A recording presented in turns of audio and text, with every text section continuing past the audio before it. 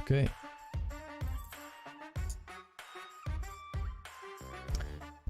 Let's start. Hello. Good evening, at least where I live. Maybe it's good morning for you. Maybe it's already night.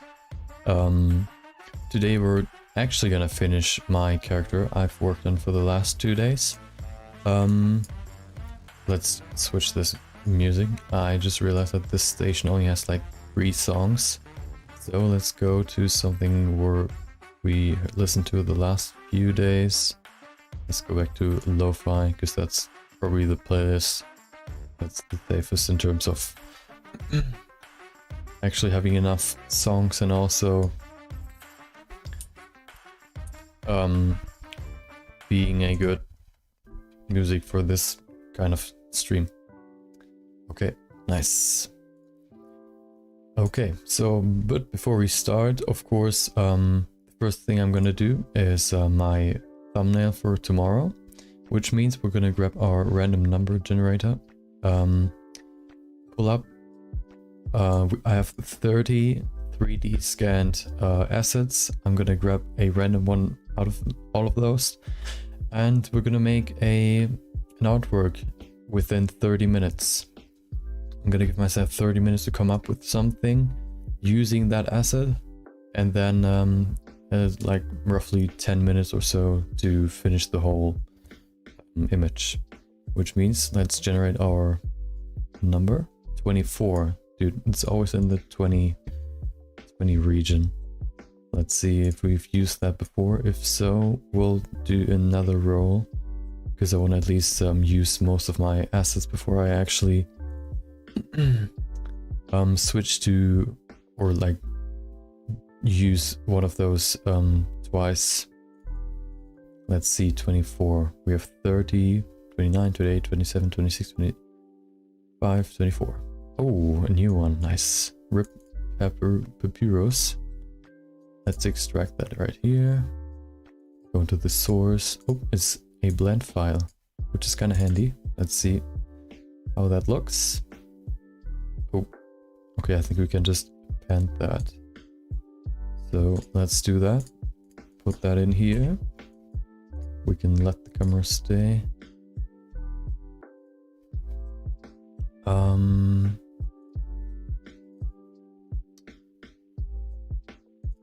Resources, 3D scans, and then the papyrus source.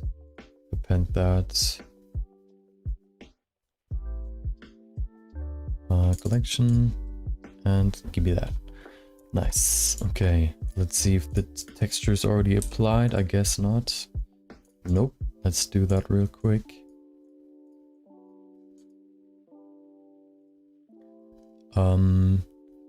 My day was pretty okay, not much to do, but I finally had some ideas how I wanna like had some inspiration how I wanna how the look of my stream assets are supposed to look like. I'm really excited to make them.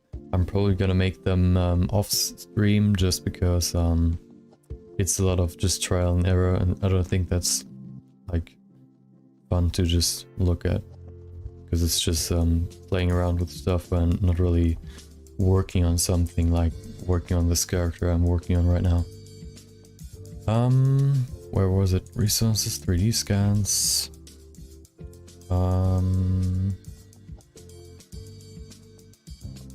Where is it? I can't see it. There it is. Textures, the color.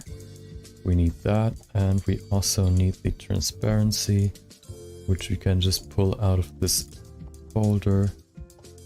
Nice. Put that in there. Nope, wrong one. This one. Perfect. Wait, what? Okay, we gotta use the color then. And we have our papyrus. Okay. We could even cut that like into like crop that so it's actually not as big. Like we don't have these huge borders on the sides. Like that. Remove these two. And there we have our papyrus. As always, I don't know what's gonna be the end result. I'm gonna come up with something just out of intuition, basically. Just thinking of something while working. And I also have my little timer now as a little overlay. Which means, let's enable that. And as you can see, there's a little overlay. I will start in a few seconds. Let's start in 3, 2, 1, go. Okay, so let's do that. Let me select that. I think I'm gonna curl it up just to make like a real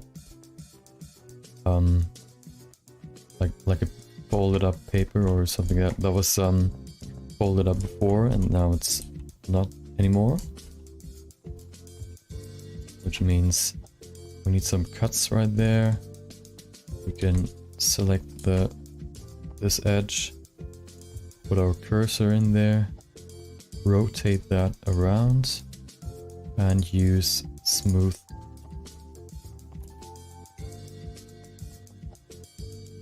Just to make it like roughly curl up. Like, I think that should even be enough. And this one I'm gonna make a little bit more curly, which means I need more cuts in there. I'm gonna select this edge, put the cursor in there, select this edge, and rotate it on the x-axis. We need a different proportional editing setting. Maybe even a smaller. Can we make that smaller? Yeah, we can by selecting another edge. Let's select this one, put the cursor in there, rotate that, and that looks pretty good. Okay, let's give it a subdivision just to make it smoother. As you can see, it's pretty choppy right now, which means we can select our subdivision surface. It shouldn't be like, or actually, I think it can stay that way. We can just use 2 cuts right there, scale them out to keep these sharp edges on the side.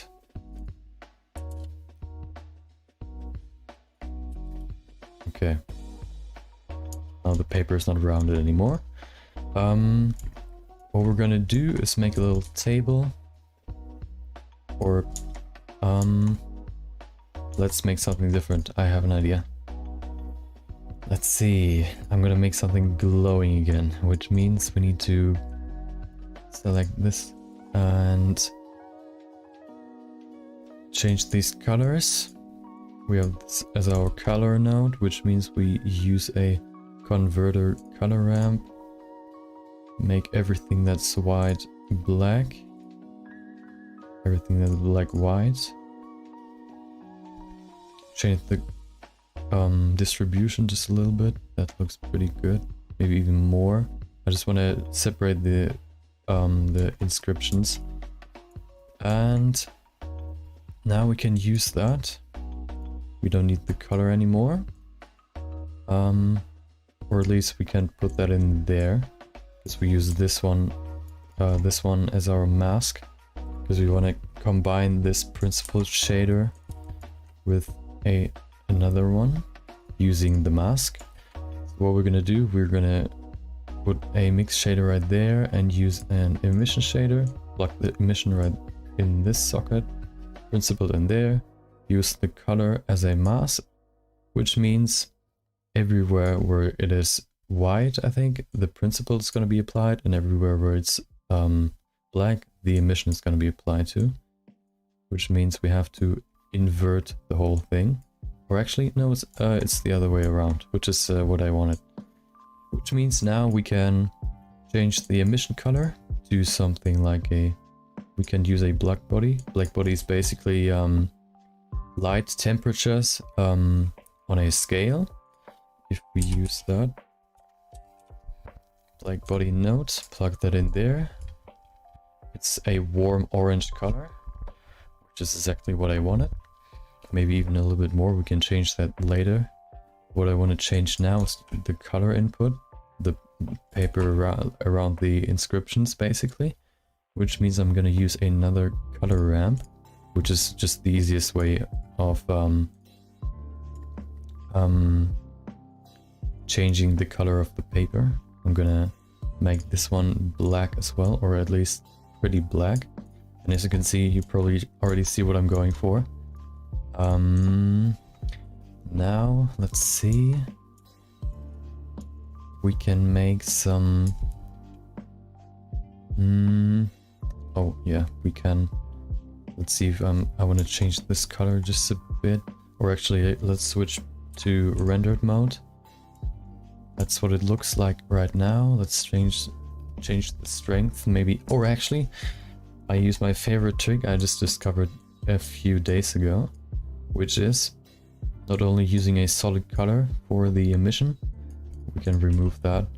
We use an image, because that gives us more texture inside of these inscriptions, which just looks more realistic and more interesting. Which means we go into, for example, my inspirations. I think I used this one. It doesn't even matter which one you use, but let's use something that's the opposite of red. Let's use this one. Put that in there. You can see the face now, which is obviously not what we wanted, but we can change how it is put on the paper basically, which means we use our mapping node.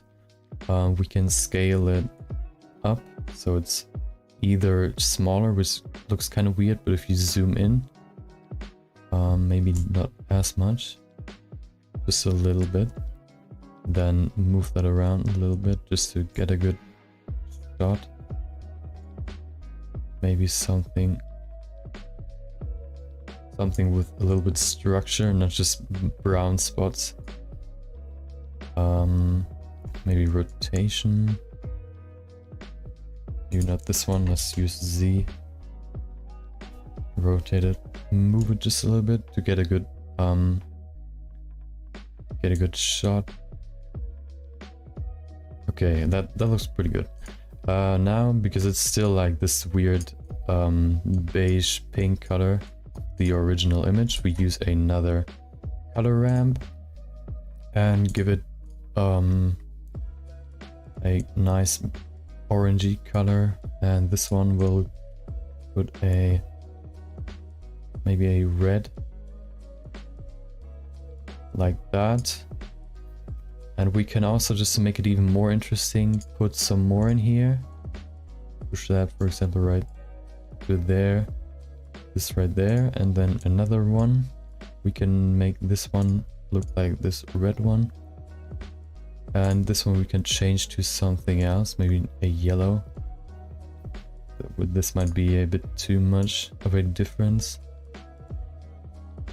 Maybe just like something like this. Now we have our fiery paper or papyrus.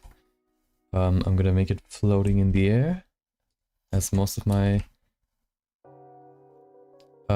quick sketches are. Okay, let's change that rotation to median so we can rotate it from the middle. Something like that.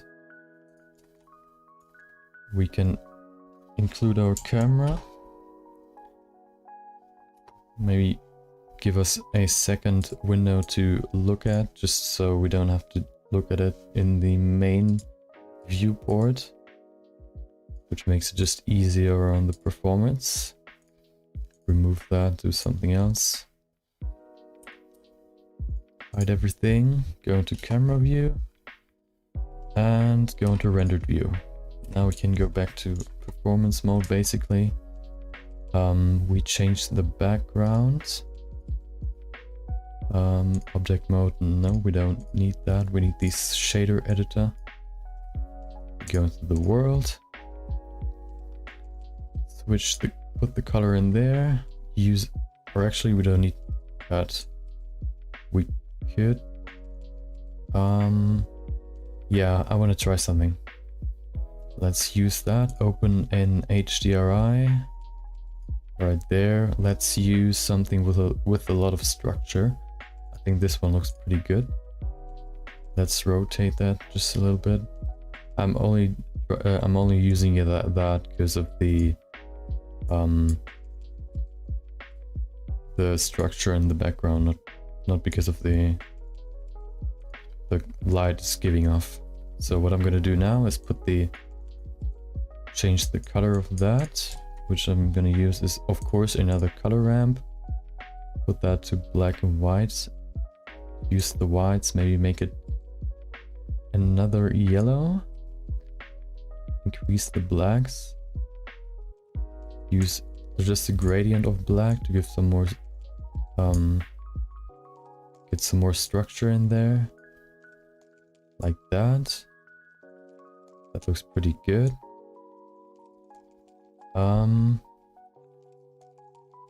Okay. Now what we're gonna do is give it some more snaz, which means, let's see, I wanna try something. Let's see if that works. I saw that somewhere before. I think we have to make it. We have to give it maybe some more subdivisions, and then, or is it triangulated? Decimate, no. Triangulate. And then we have to explode, I think it was. Break apart the mesh faces and let them follow particles. No, that's not it. Deform. I want to like make it like look as if it's burning. There's a certain modifier you can use for that separates every single face, and then there it is. I think edge split. Yep. What that does is, let's implement another sphere. Make that smaller. Put that to the, where is it? The wired view, just so it's not as, so we can look through it. Not visibility, viewport display. Put that to maybe even bounce, or let's put wired. Now we can remove that. No, never mind. We will go in here. Let's see. I think it was it explode. It was displace. Give that something. This is quite experimental for me right now, so I have 17 minutes left. Let's see if that actually works. Otherwise we have to come up with something else. Go into the texture, use something like clouds. That looks pretty good. Let's put that to a bigger size. Maybe put 1. That's too small, too big. 0.5. That looks pretty good. So what we're gonna do now is use a vertex weight proximity modifier. What that's gonna do is, if we create a vertex group, go in here and assign everything in there, we can see everything is marked red. And what that's gonna do is, if we go in here into the modifier, select the vertex group, target object the circle. We put that over here, put the group in there. We have to change some settings right here, geometry. Okay, if we move that now, does that change? Yeah, it changes something, but it's, I think, in the opposite direction as I want it to.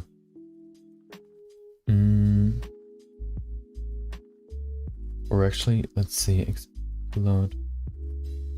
Let's see if they just moved somewhere. I don't think so. No, let's I saw just a video like a week or so ago, and I tried to remember how it worked. Dynamic pane, collision, wave, warp.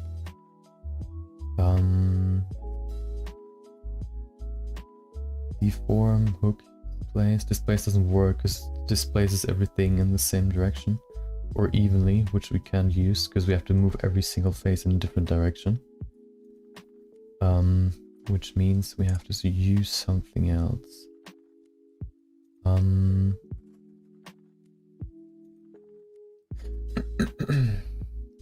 Let's see what happens if we use explode. Cut edges. Vertex group, I guess. What happens? Nothing. Okay. Perfect. Protect, nothing. I don't think we can use that. I think we're gonna work with something else then. I don't want to waste any more time on that, just to not have it work. Triangulate, we don't need that. So what we're gonna do is, I think I'm gonna give it some thickness, because this paper shouldn't be this thin. Go in here, use the subdivision, no, not subdivision, we use the solidify modifier and we give it just some thickness, as you can see right there. Pull that to the outside, make it just a little bit thinner, maybe 0.05. Oh, 0.005.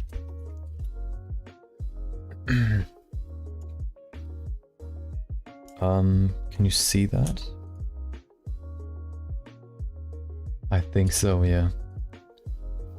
Okay. I think it just doubled, which isn't really what I wanted, but I think that... Can we only rim? No. Even thickness won't work. Normals. Let's see if we can close the outside area, but I don't think that'll work. No, that's not gonna work. Well, we'll just leave it like that. Let's... yeah, we can use this again. Go in here and rotate that back. We have to use, I think, this edge. Wait. Yep, select that, cursor to selected. Go in here, use the proportional editing, select that edge, rotate that on the x-axis by using the 3D cursor as our anchor point. Oh, I mean, we can hide that, so that's not affected. We can also hide these edges.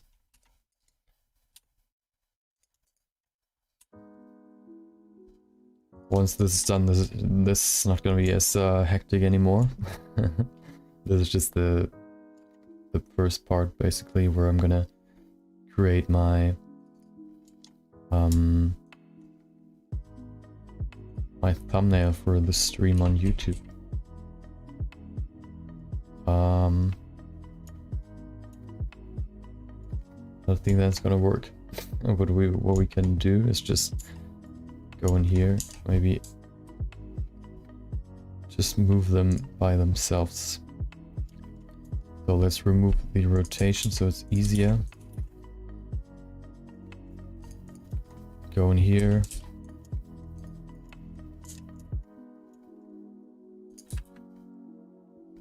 Select these edges.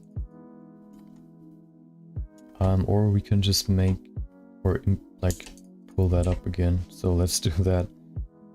That should be easier.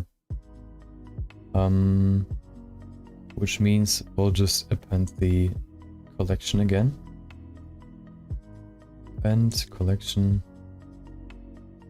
That's the correct one. Yep, there it is. Easy peasy. Apply this same shader, which is color. Right there. Cut that up so it's not as wide.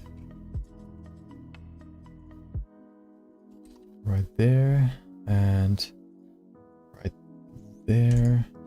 Remove the sides, as we did before. And now we can change that up just a little bit, give them some more cuts. Yep. Go back. We can link those two so both have the same modifier, so it has the same thickness. We have to put in, no, we can do that afterwards. First, I'm gonna move this up with proportional editing, smooth. And I'm gonna go in here.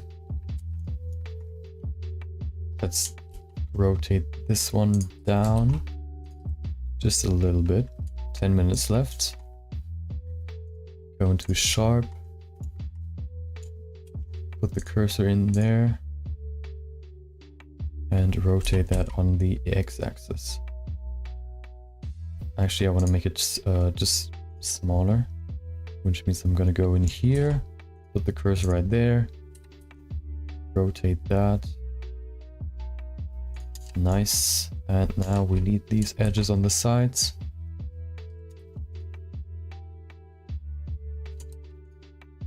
Like that. Nice. We go into rendered view. We can see. If we put that now under the first scroll, it's a nice stack of two scrolls, or yeah, papers, whatever. Put that to medium so we can work that better.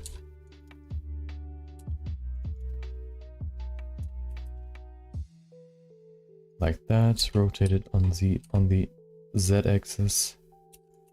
A little bit like that. Okay. We could maybe even change that to a different color, which would maybe even look pretty good. Let's see. We can just implement another node, which is the hue node. Change the hue.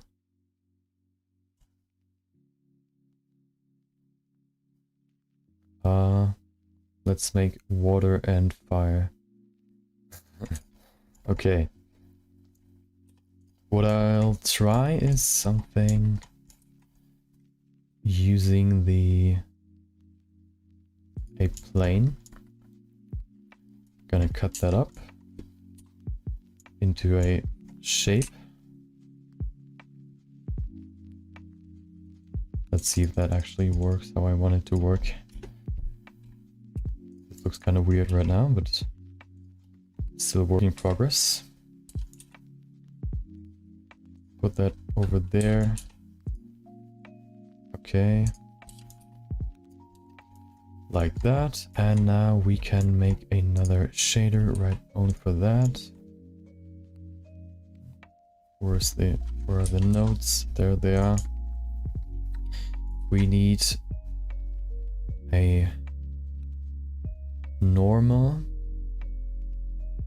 a noise texture. Put that in there. Let's see how that looks. We need more detail. Roughness, put that up just a little bit. Another color ramp, 7 minutes left. Make that stronger, way stronger. Like that. We need more distortion.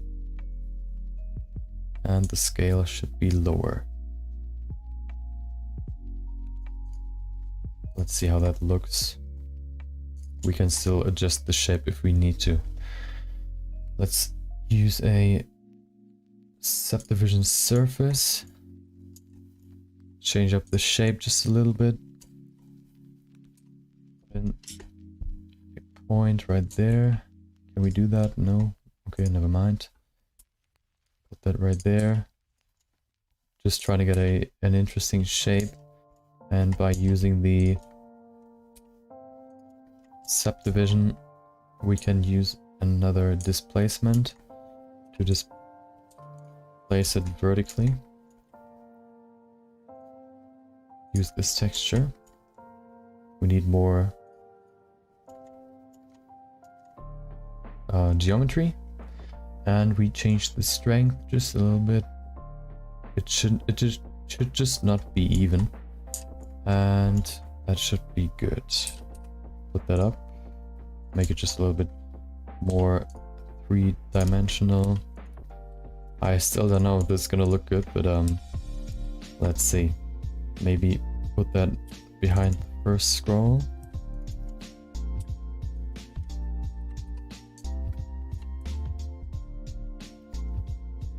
Like that, maybe. That looks kind of weird. Maybe we can scale that down. Rotate it.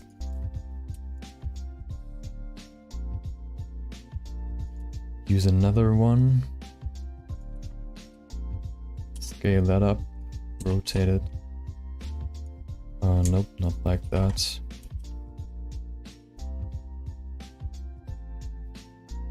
Let's see. Use it like that. Exactly. And now we can use the... As you can see right there, it's still solid black. What we can do is plug that in there again. Plug the color in there.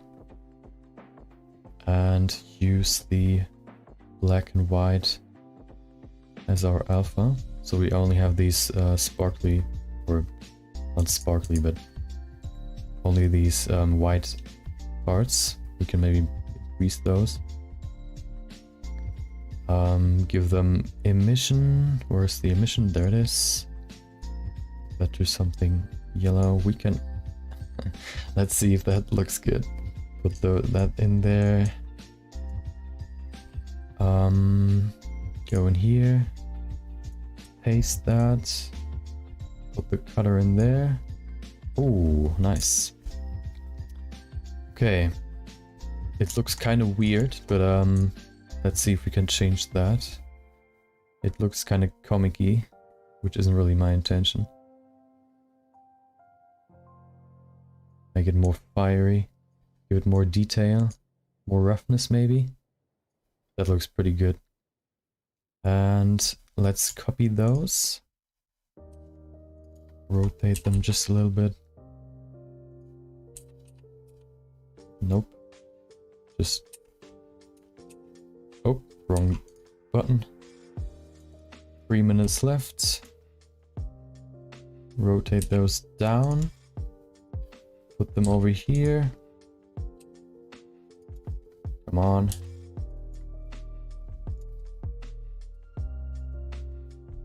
Let's use them individually. I think that's easier to coordinate.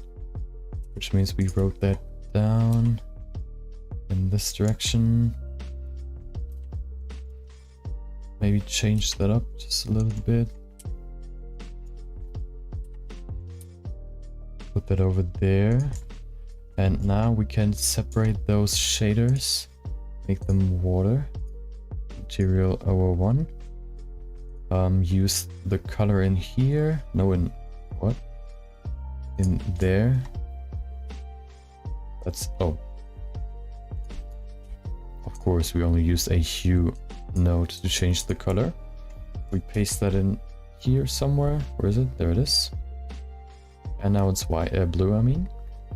So what I'm gonna change is the... Let's see, let's push that around. And we also want to... Let's see, remove those.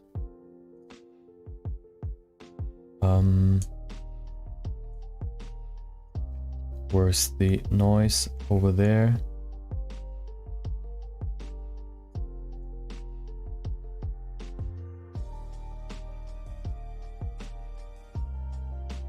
Make it look more like water, maybe.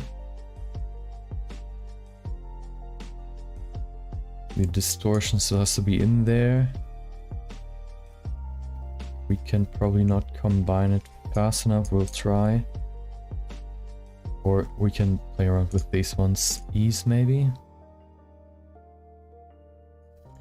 I don't like this edge right there. That looks better. Okay. It looks kind of boring right now, but we're still gonna implement the... Oh, I forgot something yesterday, which I'm gonna do right now. Which is the depth of field. Or we can keep the focal length at 85. Let's change the focal length. Nope, the depth of field is show me viewport display limits, so we can adjust that. There it is. That's the focus point. Put that on the scrolls. Make the maybe 0.5. That looks pretty good. And that's about all we can do in the time we have. 10 seconds left. We can also change the color management to medium high maybe, or even high. Medium high should be good. Okay, and timer's up. Let's remove that. Bye bye. And let's go into post-production. If we only want to see what the camera actually sees or what's going to be rendered, we can switch to or increase the passepartout opacity. Okay. Now go into the compositor and use some filters. Before we do that though, we have to save that.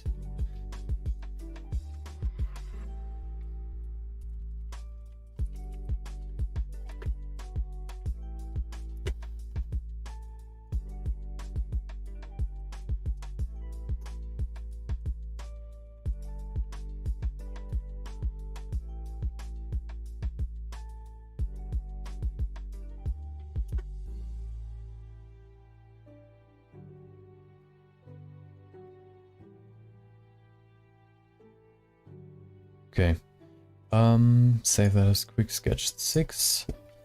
That's it. And now we can render it once, so we have our image we can work with. Let's switch the sampling down to something like 32, adapt the sampling, and 50% of the end aspect ratio. Noise, we don't need that. And let's save once again. Render image. Oh, we forgot something. We got to change the output to EXR, which just gives us more color range at the cost of file size. But because we only want to do post-production right now, it's not really an issue. Okay, that's the render result. Not much noise, but a little bit is in there.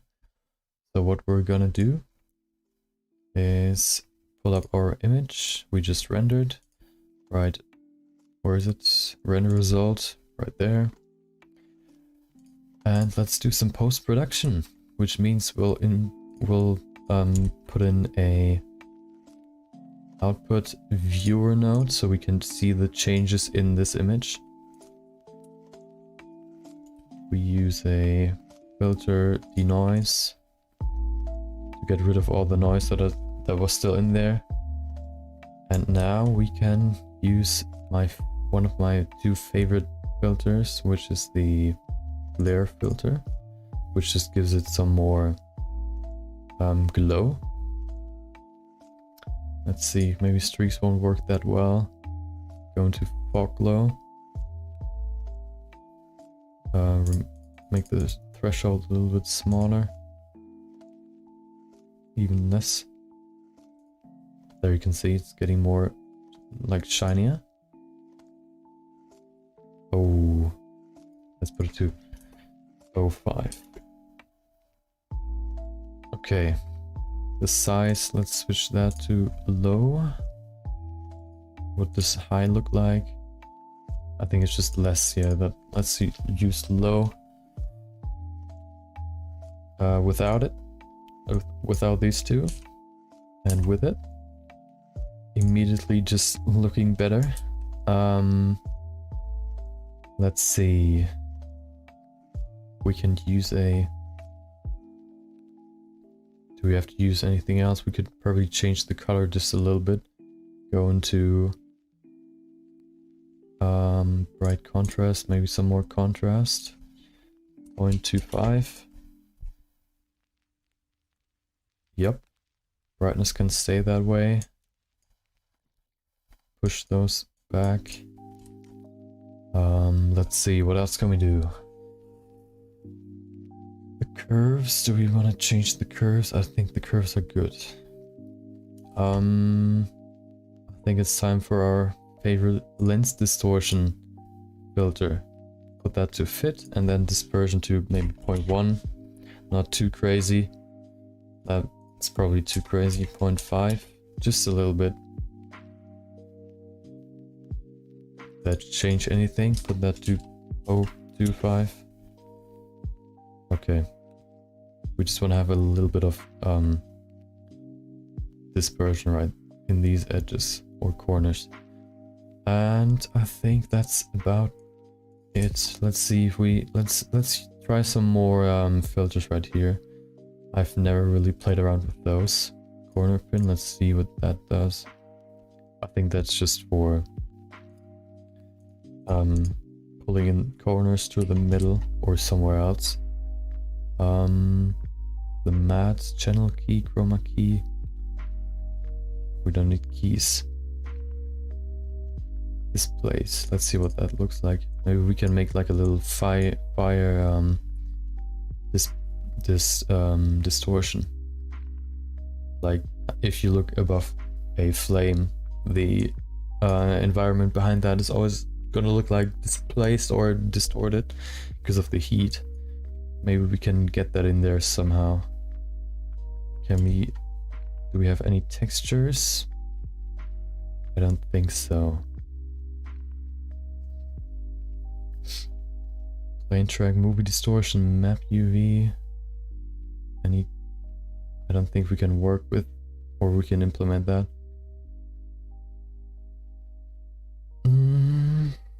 Bokeh image. Oh, okay. I think that's for, let's see, angle is pretty good. Give it some more edges, corners to make it round. Lens shift. Okay. I don't need lens shifting. Remove that. We can combine those, okay. What does that look like? It's just a circle. Okay. What else do we have? Input, mask, movie clip, texture. Wait. Oh, we can actually use a texture. Okay. Let's see if the distortion actually works then. Displacement, put that in there. Let's see what the displacement does first. X scale. Nope, let's change that to oh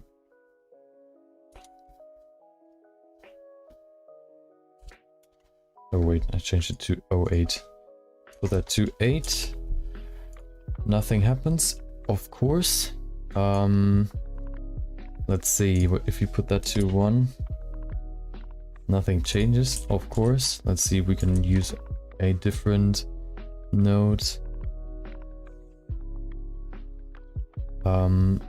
Wait, let me check if we can use that actually for the fire effect.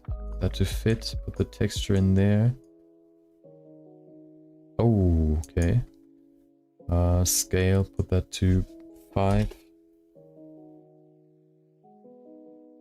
Nothing changed. Okay. Use a... Are there math nodes in here? To reduce the amount of distortion.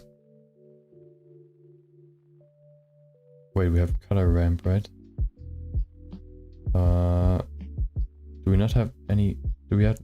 Wait, there's no color ramp? Okay. I guess we'll just keep it like that. I don't want to waste too much time on this.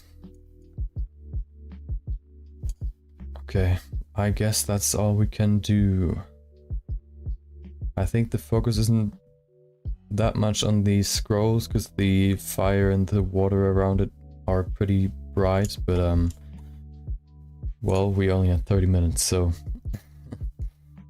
we can't really change it now. So let's save that. Go in here, change the resolution to 100. Change this to the twice that. Save it again. Change the out. Well, we can keep the output. And now we render our Instagram image, and then I'm gonna render that tomorrow for the thumbnail.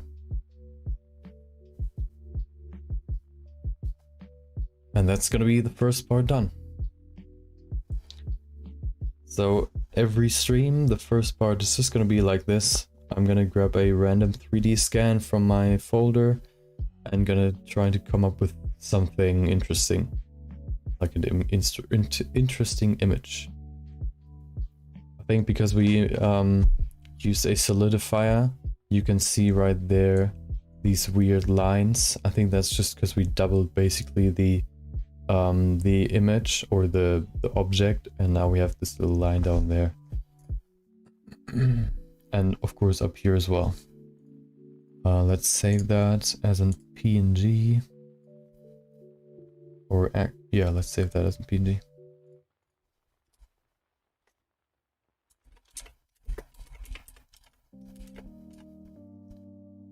Quick sketch 6. Save that. And that's gonna be the first part done. We can close that and we can open our actual current project, which is the character 1. It's almost done. Let's save. The only thing that's missing are a few details and the post-production, maybe some light changes, and we're definitely gonna finish it today. That's the art I'm working off of. That's my inspiration basically. If we remove the light, you can see her better. What I noticed was I think I'm gonna move up her, like change her eyes just a little bit, and I'm also gonna sculpt in some hair right there, just so it isn't just fully flat where the eyebrows would be. So let me grab my tablet.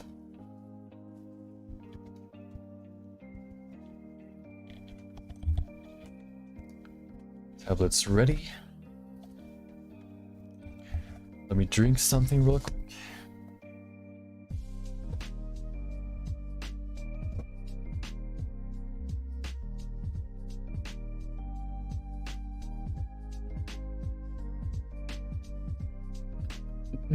Okay.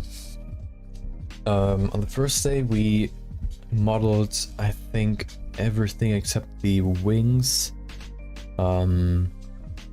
the fur, yeah, and that's it.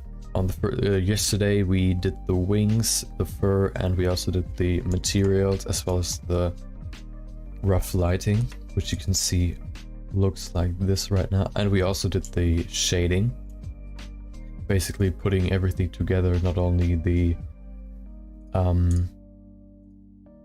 not only implementing the lights, but also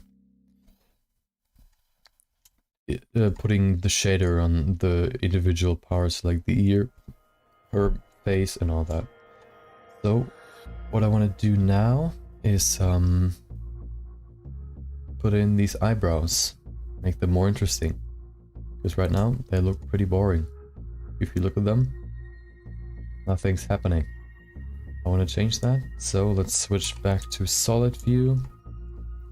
Go in here. We remove the hair just so we can see better. The ears can stay. Go into sculpting.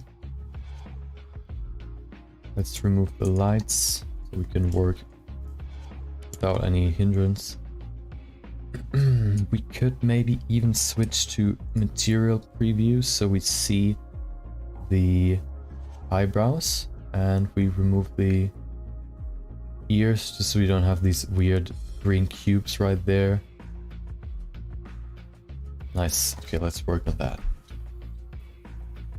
I may even change these not change them, but use them and make them look more like painting on the skin than just like I mean, it's painting on the skin, but I'm gonna show you what I mean when we get there.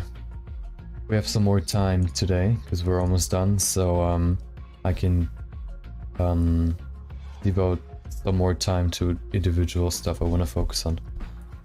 We're gonna use our crease brush. Let's see if we are in the last.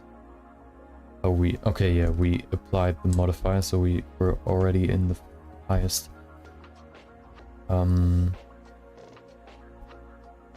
Resolution of geometry. Let's see if we even change anything. Okay, we used the wrong direction.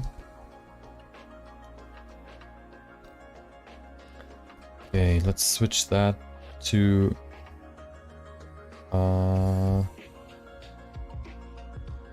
let's disable the smooth shading just so we see how much geometry we have. We could maybe even increase the geometry one more time, just to get some more details in there. Let's see if this crashes my PC, hopefully, or Blender, but I don't think it will. If we put that up one more time by using a subdivision. Oh, sometimes it just lags because it has to calculate every single face in there and basically split it up in 4 pieces. Oh, there you have it. Put it too simple so it won't smooth out any details we put in, and apply that. And now we go back in and work on it. Go to sculpting, and now we should have some more geometry to work with. Let's remove the smooth shading, put that to sculpt mode, and also to, let's see, vertex paint won't work. We need to switch to the material preview. Let's just make an outline of the eyebrow so we don't have to stay in here for the whole time, because it's even laggier in here than in the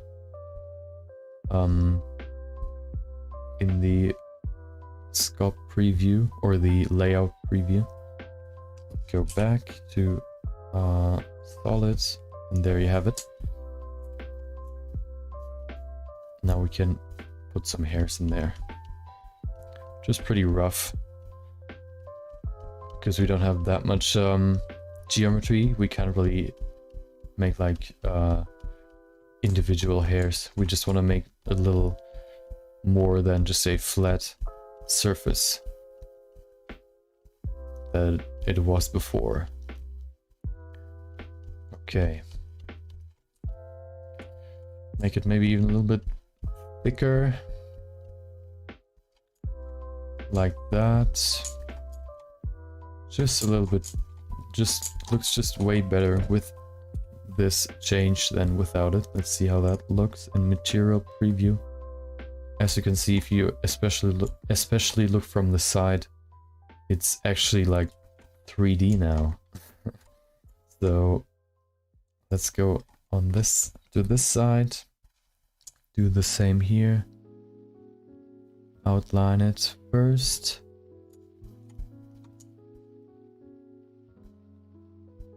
and then put in the structure. Switch back to solid view, and let's go. Eyebrows, usually the first few in the middle of the, like between the eyes, they go more to the middle of the face, and then they switch and have this little bow, like downward bow They can come from down here, and they can also, especially right in this area, come from up here and go down. They usually collide in this area and then they all switch to a downward direction. That should be good. Yep. Go back to object mode. Put in. Okay. Yeah, I think that's enough. Okay. Let's see. What I wanted to try was I want to go in here into solid view, go in here. Let's see if we can separate the makeup. So what I'm gonna do is go into material preview, pull up my shader editor in here. Let's see, this is the vertex color which we want. We're gonna use our favorite node, the color ramp, plug that in there. Let's see how that looks. It's already pretty separated, which is pretty good. What we need to do is make everything white except for even the lips can stay that way. Like that. That looks pretty good. That's perfect. So what we can do now is use this as our bump map. The bump map basically just imitates changes in the surface level. Oh, that's loud. Let's put that down just a little bit. Maybe to 5%, that should be good. So I'll show you what happens. We use this node, plug in the original shader again to see the color, or we can actually remove the color for now so we can see it better. Also remove the subsurface scattering, or we can keep it on. Or actually, no. Let's keep that in mind, 0.05. Okay, now we use a vector bump node. Plug the color ramp in there in the height setting. Put the normal into the normal. Let's see if it changes anything. Do we see it? Let's invert that. Maybe that's why it's not working. Nope. Let's see. Why is that? Strength is high.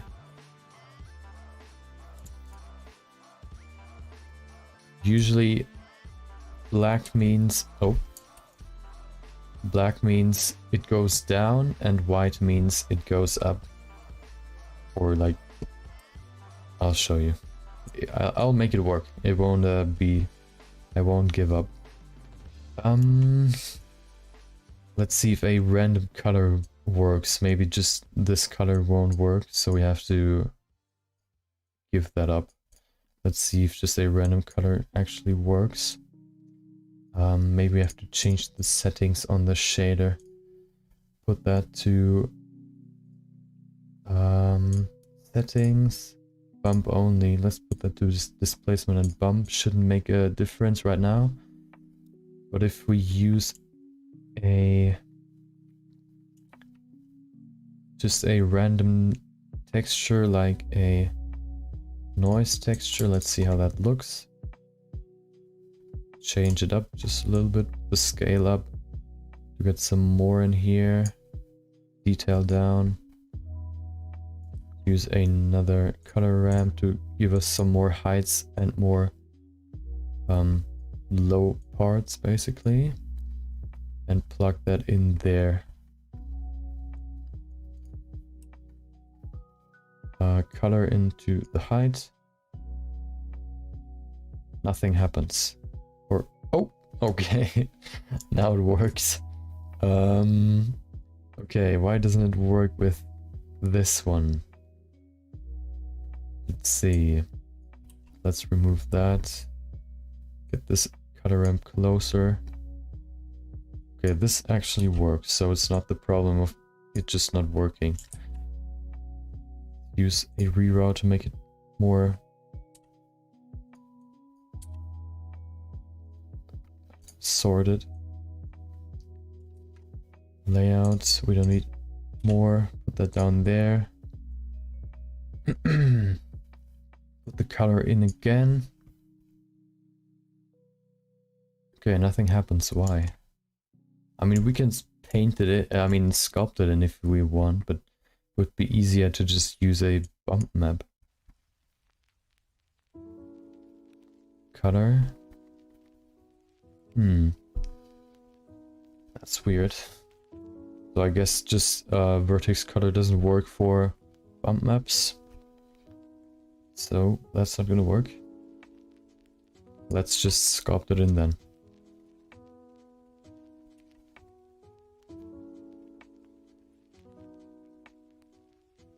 We should put in the subsurface scattering again, just so we don't forget it. And now, go in here and sculpt that in. Go to material preview, sculpting. Make maybe the strength, put that to 0.25. Okay, let's see if that works.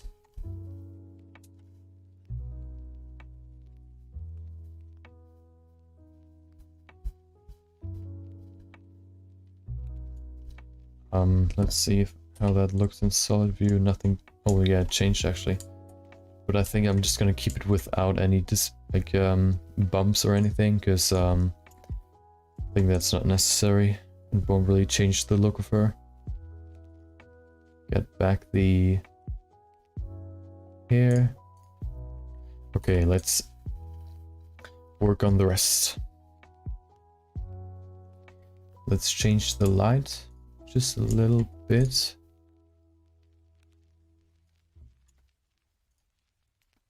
Pretty evenly lit so far. I want to see if I can change that.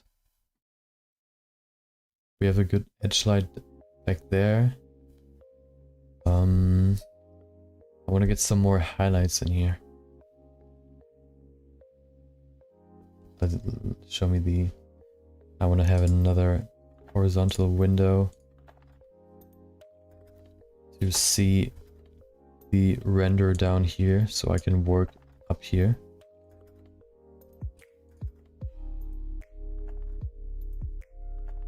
Show me. Okay. The first thing I'm actually gonna change. Let's see the lights first. Maybe we can affect the lights to make it, or we also have to keep in mind to put that in as well. Maybe if we change the radius. Oh, that changes it dramatically.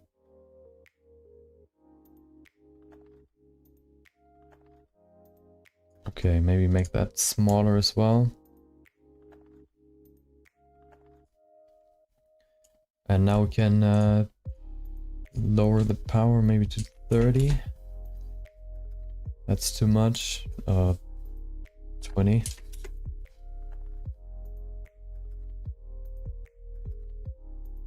Okay. Where's the... Oh, that's the light. That's doing that. I want to have more dark spots.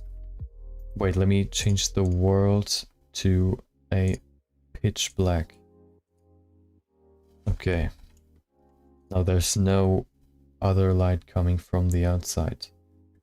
Let's remove that area lamp. Looks pretty drastic right now, but let's see. Maybe we can keep that actually.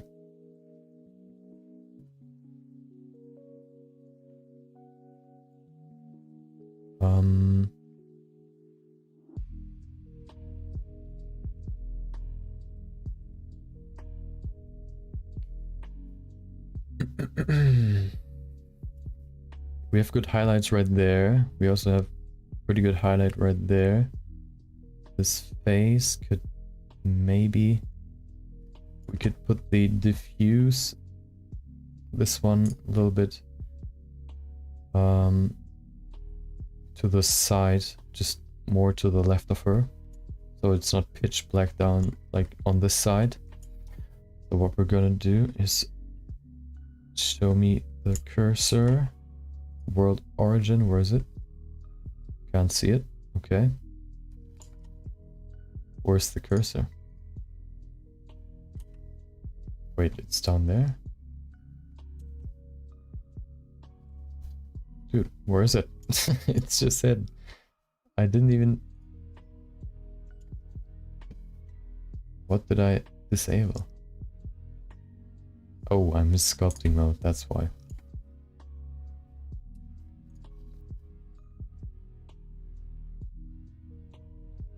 Okay, go in here. Where's the cursor? I can still not see it, but wait, where's the... Oh, down there, okay. Let's select her, maybe her face. Use that as the anchor point. Rotate that down a little bit. Rotate it on the z-axis to the side. Maybe lower. Like that. We can make that. We remove this. Okay, let's make that even weaker. Put that to 1 maybe, even lower than that. Why are they so shiny? Are they shiny in this view as well? No. Are they?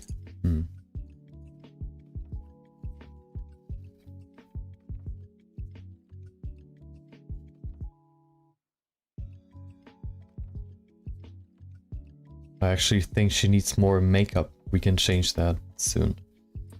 Because hers, I think, on the sides and just around her face, she just has more makeup, which is probably one of the reasons her eyes look pretty weird right now. Pretty, I don't know, weird. Switch that to rendered. Go in here. Change the shader maybe. Is there anything wrong with the shader? Roughness. Maybe that's just the light coming from there. I think so. Okay. We can actually change that color. We don't have to put it to white. Maybe some greenish yellow. Let's see. Or more like a brownish. Let's saturate it darker.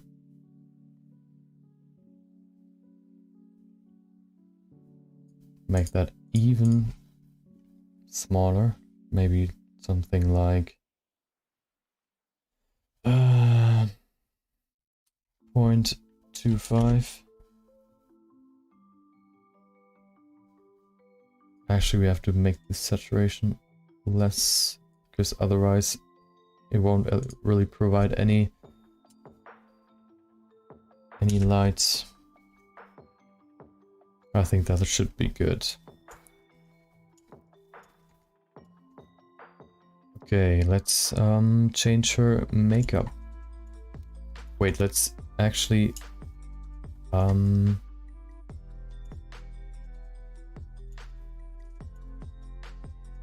we're gonna implement another highlights.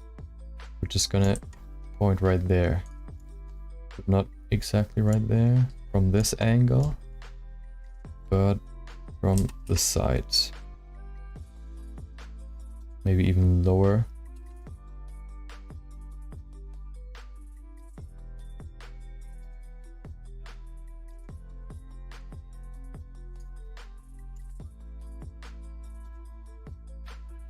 Getting kind of noisy because there's so much light that has to be calculated. Okay, maybe we can also change these lights, make them just a little bit yellowish to make them more inviting. And maybe look more like nature than clinic light. Put that to some yellowish color. That looks way better. Maybe not as much yellow. Just a little bit. Give me the hex color. We are gonna copy that to all the lights. Let's see how that looks.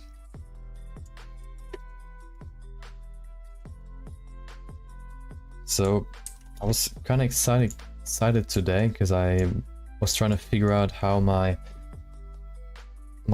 stream assets are supposed to look like, and I think I've found something pretty cool, something out of the norm, because I kind of don't like the look of the current stream overlays, all this like techie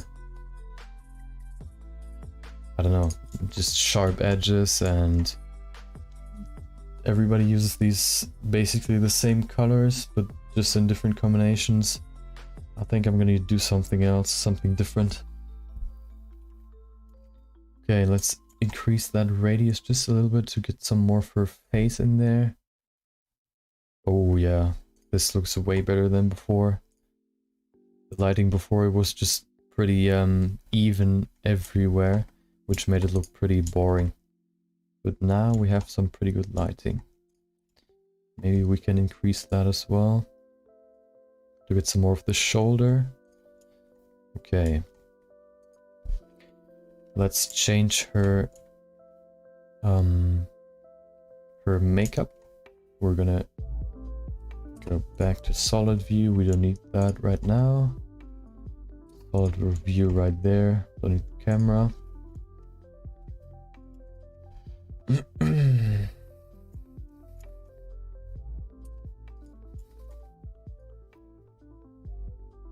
Go to color. Paint some color on her.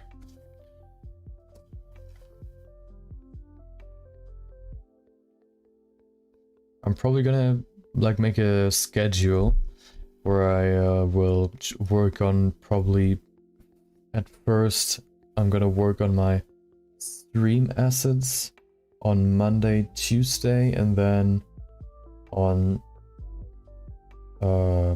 no wait, I worked on my maybe only on Monday on my stream assets. It kind of depends on what projects I'm working on right now. So if I finish this today, tomorrow I won't be online because I'm going to work on the first layout and sketches, and then maybe when it comes to the execution, I'll actually broadcast that, because that's more interesting than me figuring actually out which colors I'm going to use or which font, how that's going to look and all that. That's probably, I think, kind of boring to look at or to watch. Okay, let's look at our palette. Do we even get the color? Okay, that's this one, I think. Yep. Okay, because we have some more detail, we could maybe make those, or actually we'll keep it pretty pretty rough and blurry, because that's, I think, kind of like here. It's kind of blurry in there as well, not sharp. These this makeup doesn't really have sharp lines. And I also think her makeup goes not only up to her eyelid, but also like back there. And we could also use a little trick to make the eyes even bigger, which is paint the insides of the eyelids white. Let's see how that looks. I saw that on some cosplays, just to make like your eyes bigger. You can paint that in there. But I don't remember if it's on the upper eyelid as well. We can see how that looks with only the lower part. And if that looks weird, we can just put it on the upper eyelid as well.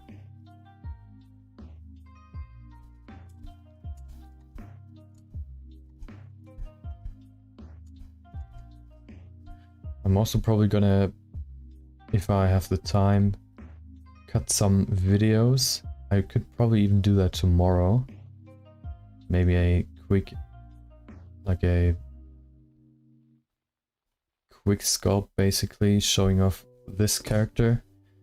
And maybe even some of the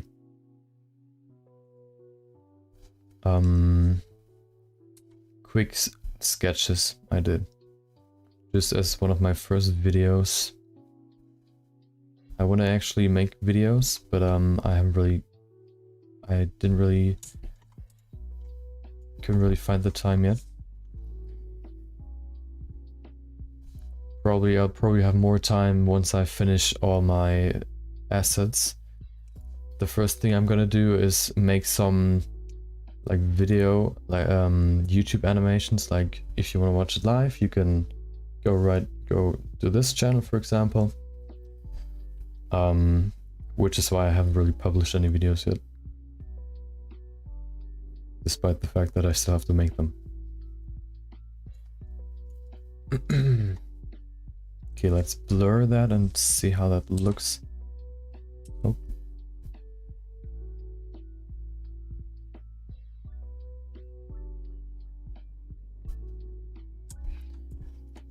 Put that on the other side as well. I think you only do it on the bottom part.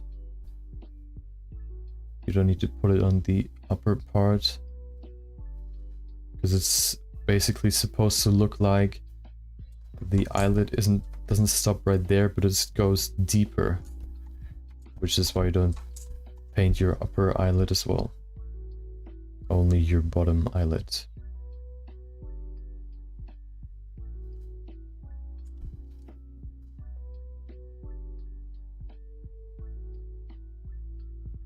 I think that should be enough. Maybe a little bit more.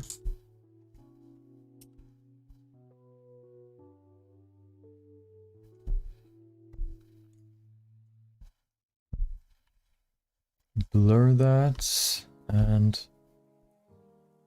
that's done. Now we get to the makeup. Let's remove the eyelashes for this part, just so we can see everything we need. And I'm gonna let's increase the amount of colors in our palette. We have this one as our base, but I think we need some more that are lighter. Maybe like that, with less saturation. Maybe one more, even brighter, less saturation. Add that as well. So now we're gonna give her like basically smoky eyes. So what I'm gonna do first is put the strength down to maybe 0.25. Use the lightest color of all of them. And go in here.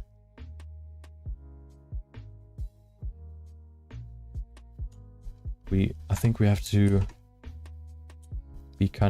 make it in one move, because the strength is like the opacity, which means if we go over the same spot again, it's gonna increase the amount of paint on there, basically, which is not what we want. We want to make it evenly like distributed. Strength, put that to 0.25. Okay. So what we want to do is maybe start from here, go way further than before, especially with the first color. Maybe like that. We can blur it out as well.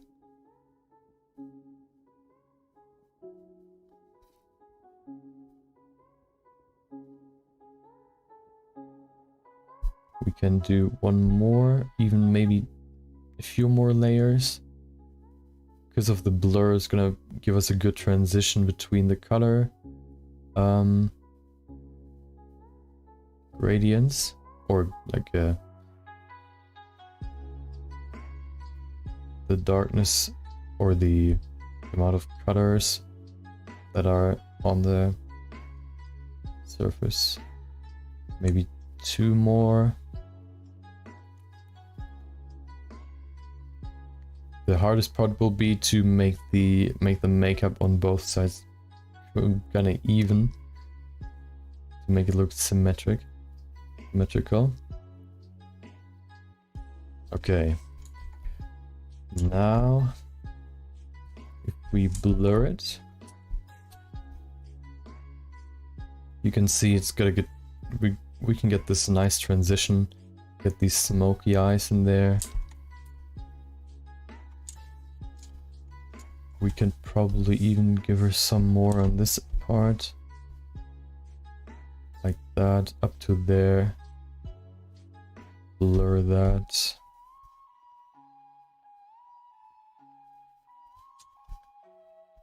Okay. Let's go even darker.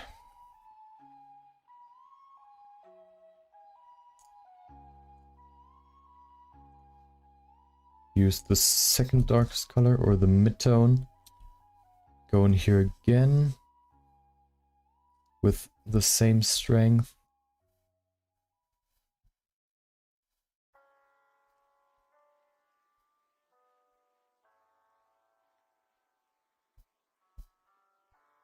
We could extend that even more, I think.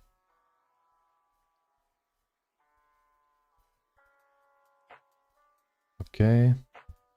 Blur that. Okay, now it's even darker. So now we use the darkest color we had before to finish out this eye, and we should switch to the other side. We can increase the strength to full. Go way further. We should probably also make the eyelashes longer. Give her maybe some individual strands or hairs. Which might look better.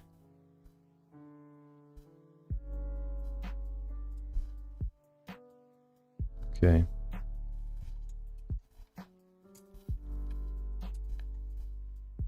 Let's see the other side. That looks pretty basic. This looks way better. So let's do the same on this side. Use the lightest color with a strength of 0.25.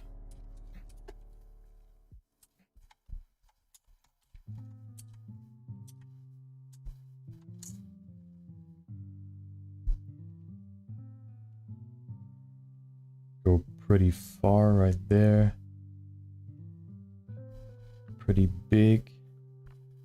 Up to the middle or even more.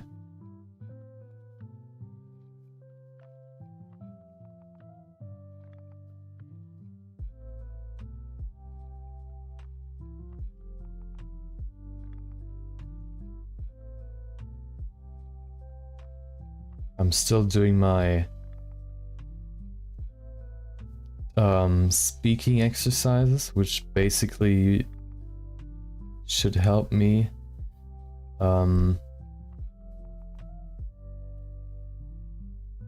with my spelling. Sometimes if I speak faster, I mumble, which I want to avoid. Which is why I do these exercises. They're basically first warming up your lips and your mouth and all your muscles in your face, and then afterwards doing some speaking exercises, just some phrases you repeat as fast as you can to just train your muscles and your brain to work faster. Okay, I think we can blur. Oh, we don't have to blur. We can use this one right away.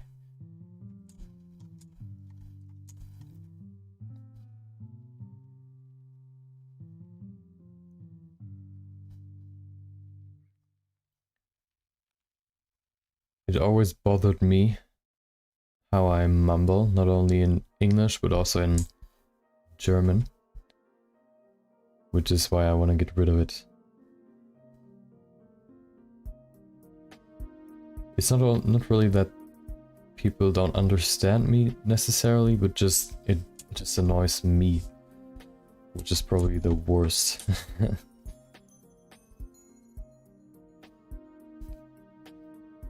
Okay.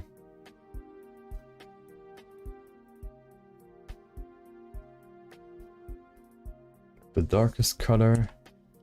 Make the eyelid longer. Oh, we gotta bump up the strength. Oh, that's pretty far. Maybe go back there. Let's see. I think that's pretty good. Fill out this shape. Maybe we can keep it like that.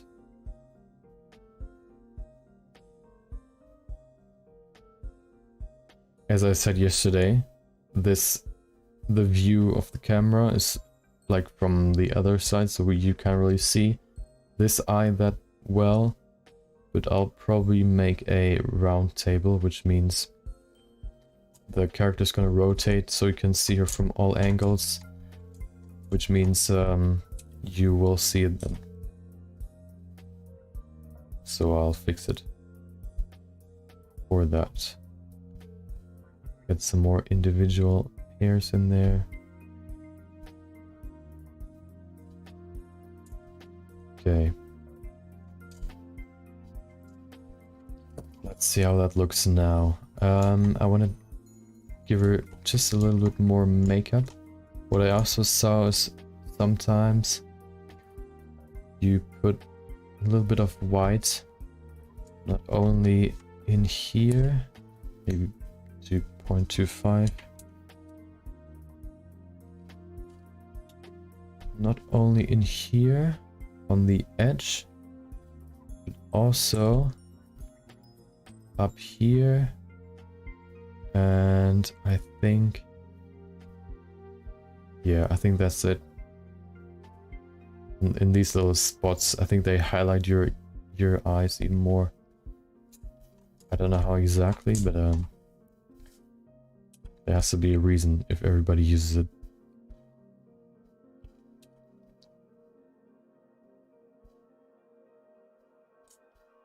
Okay, let's do the other side.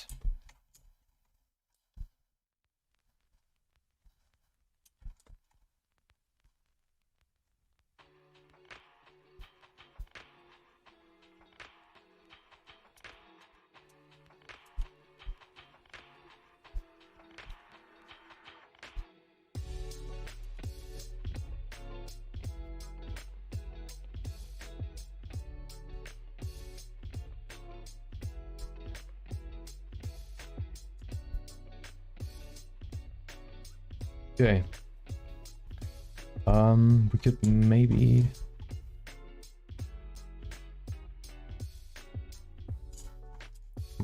I think we're good. We could R actually. Oh, I think we're good. Let's see how that looks now.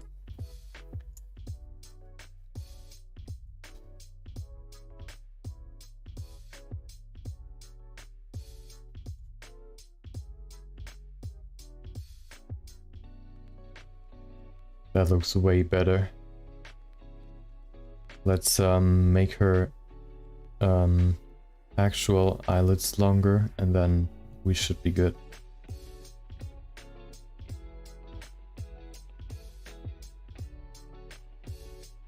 Or do they even have to be longer now? Let's see.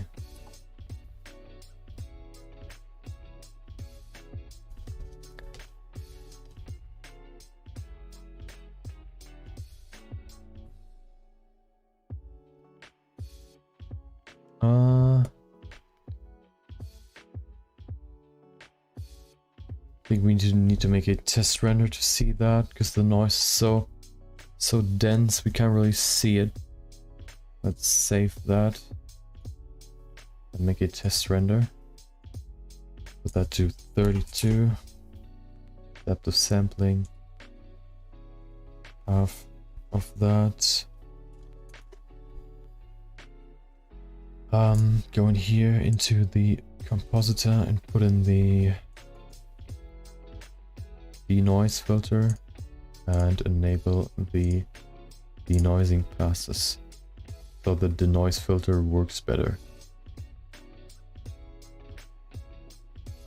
Okay, save that again, and let's render our first shot or first image.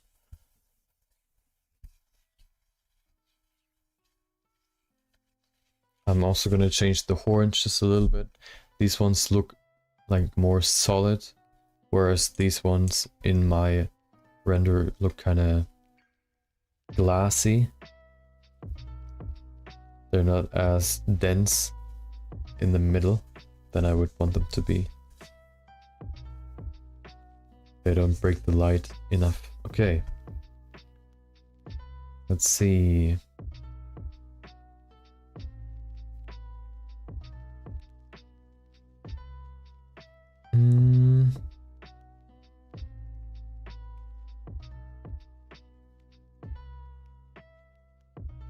This one, I don't know why, but it looks pretty cool. Just this area. Okay. I think the next part will be... Oh, as you can see, it kind of works. It looks like her eyes are bigger.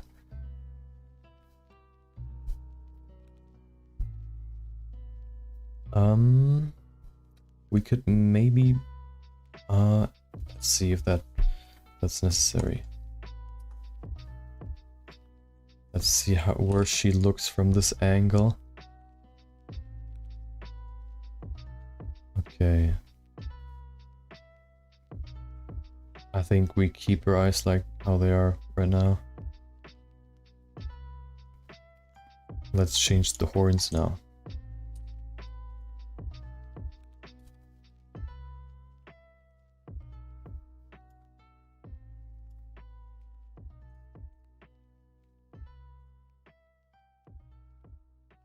So we can actually see how it looks when it's rendered. We just hide everything except for the horns and the lights.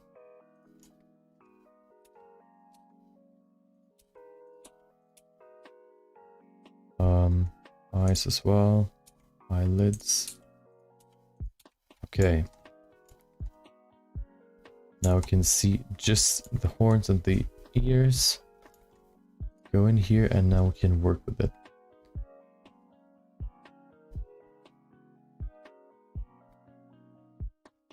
So what I want to change is this volume part. Right now it's just emitting, which is not what I want. I want it to actually be not emission, but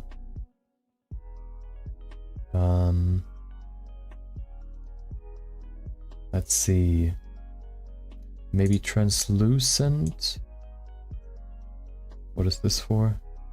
The strength, I think. Let's keep that off for now.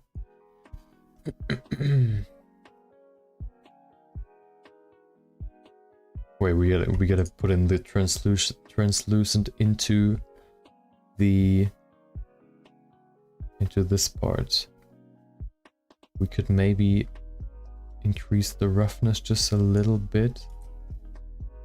Go in here, color ramp. Right now it's fully clean and shiny. So if we put that a little bit higher, nothing. Oh, now it changes. Maybe something more like that.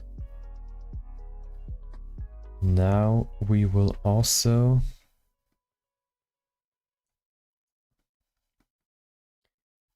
let's see, we could maybe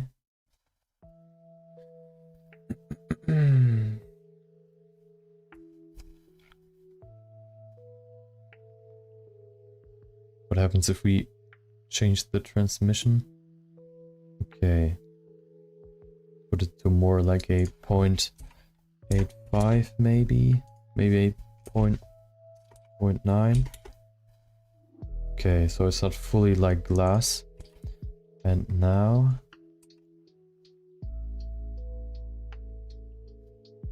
Okay, now it's actually too rough.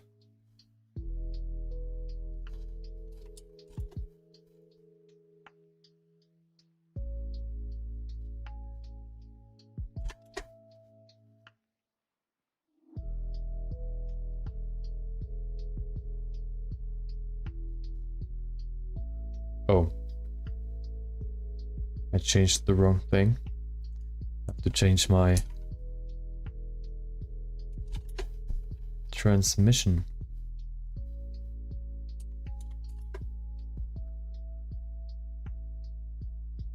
Okay, this should be better. Now we wanna use a volume absorption in here.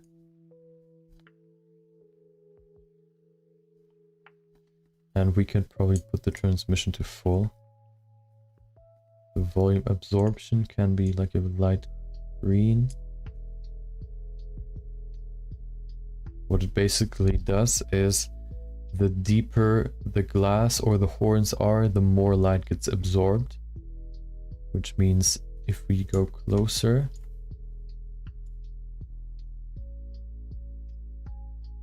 if you look through here, there's like, you can see more, but if you look in this area, you can see how like it's a little bit darker. But we still have to do something else as well, which is combine that with an volume scatter. Do we need volume scatter? Let's see.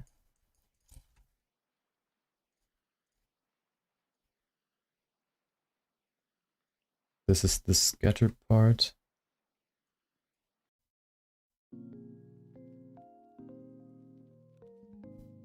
Nope, we don't need that. We need a principled volume. Maybe we don't need the absorption at all. Maybe if we put the color to something like a very light green, increase the strength of the emission.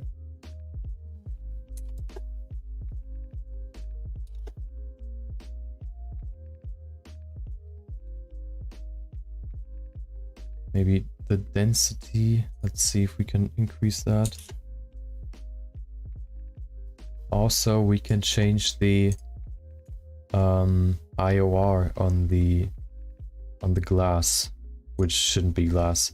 The IOR is basically the index of refraction, which means if light passes through here or you look through the glass, how much your sight is basically gonna break. If you look through a mirror, oh well, you can't look through a mirror, or if you look through glass, let's see if I can show you what I mean. Let's go to glass.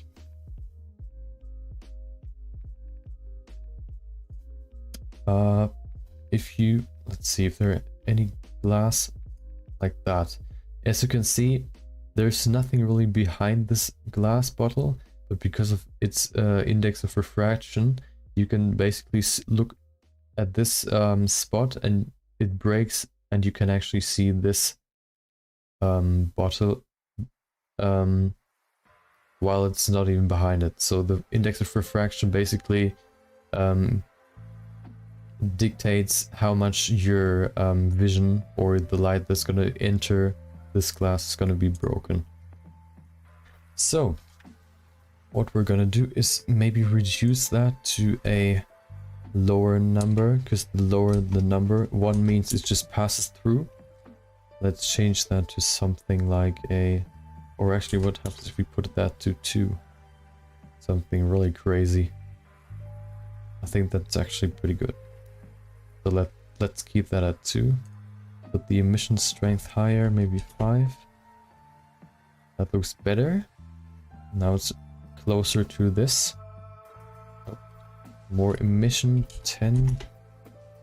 Oh yeah. Now to get this smoky look in there, we can go in here, remove the absorption, and we can use a texture. Noise texture should work pretty well.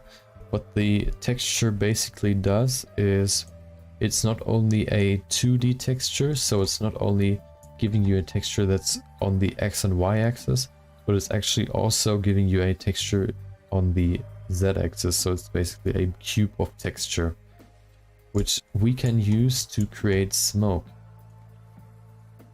I'll show you what I mean. Let's save that first. And now if we remove all of that, even the ears, and bring in a cube, that's pretty big. Put that in the middle. Apply the scale, and we make a new material. Where are the nodes? There they are. And we remove that. As you can see, there's no cube left because we have no shaders in the material output. But now if we put in the principled volume, it's smoky. And to change it to something more or less like a cube, we can use the texture, as I said before. Plug that into the factor into the density. And now we can first change the scale, maybe something bigger. Also use a converter color ramp to make it more drastic. So now if we change that, as you can see, it's getting less. And you can see there are holes now in the cube. You might even see that better in the EV. Okay, no, let's not change that. Change to EV. That's too much setting up to actually see what I mean. But as you can see, if we even increase this, the blacks, you can see it's getting less and less, so we can dictate with this noise texture where or how much the amount is of the volume or the dust in there, or yeah, mist, by using a texture as a mask, basically as a 3D mask. And if we then, for example, increase this, we have more mist or dust or whatever. And we can also change the roughness down to make it simpler, detail down. And if we use the distortion, we can distort it. Now it's very distorted, so it fills up more of the space, or at least it looks like it is. And that's just basically what we're gonna do in the horns. If we go back to our ears, right now they're just solid, but I think it looks kind of like there's some dust or mist in there. So let's go in here and do that in here. But factor into the density. Use a color ramp.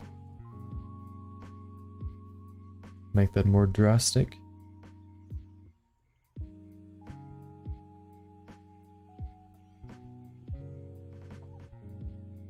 We can also, to make it more visible, use a math node to give us even more density. We put that to multiply and put that to maybe 4 or even 10. And now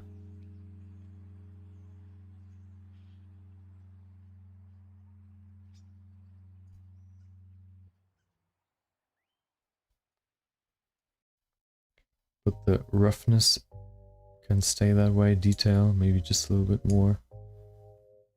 Distortion, just a little bit.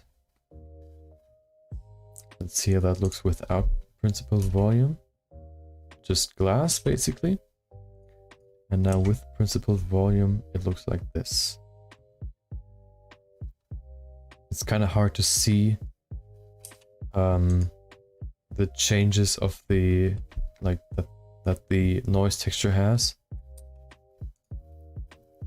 Maybe we can bump that even higher. Maybe something, let's see how the density is affected.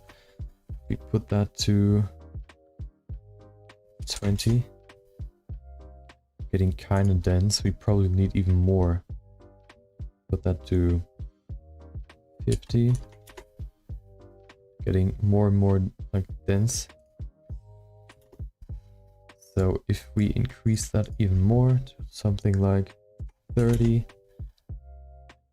and put the emission to more like a 20 maybe.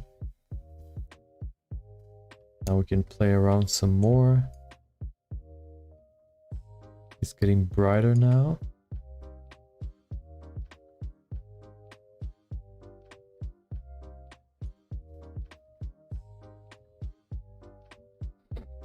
Let's see if we can actually affect the color as well to make it even more visible. Use that color ramp, plug in the factor and the color into the color. Before we do that, we change or we copy our color, plug that in here.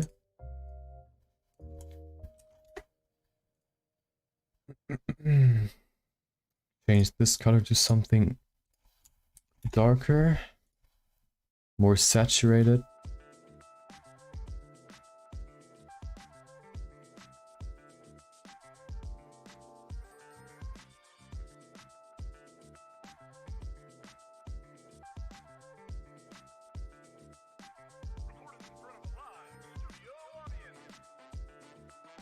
Okay.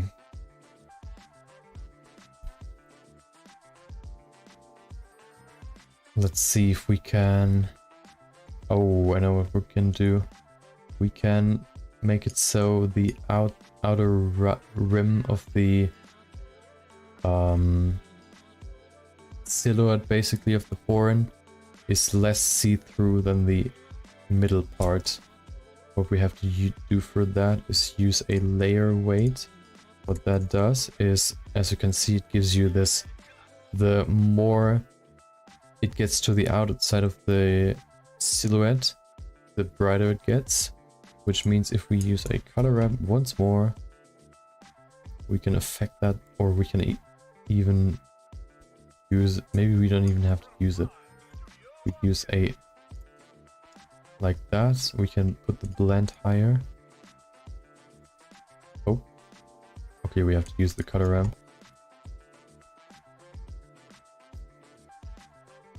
Put that higher, maybe like that. Maybe you use B-spline, which is useful for nice gradients. And now we can plug that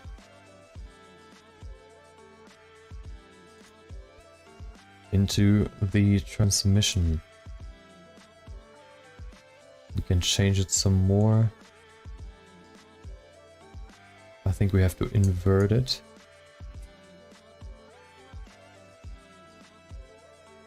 Now the inside is more see-through than the outside.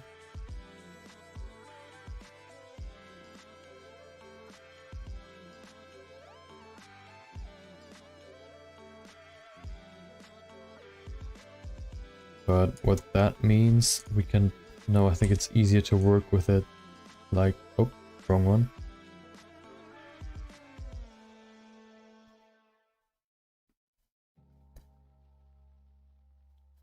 If we switch these colors.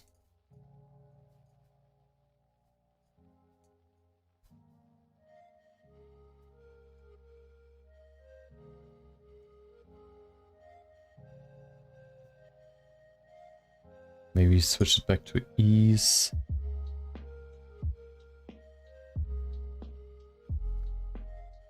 a little bit of trial and error, because sometimes you don't get the results you want, but I'm not gonna spend too much time on it.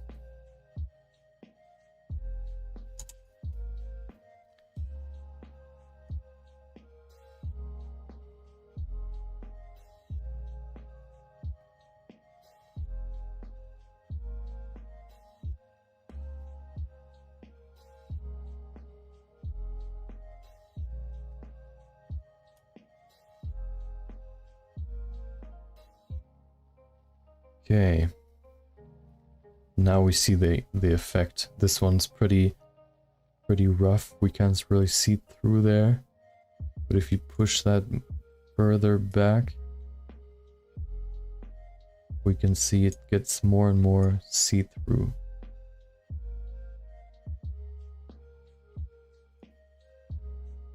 We should probably not make that 1. We should probably make that like 0.75.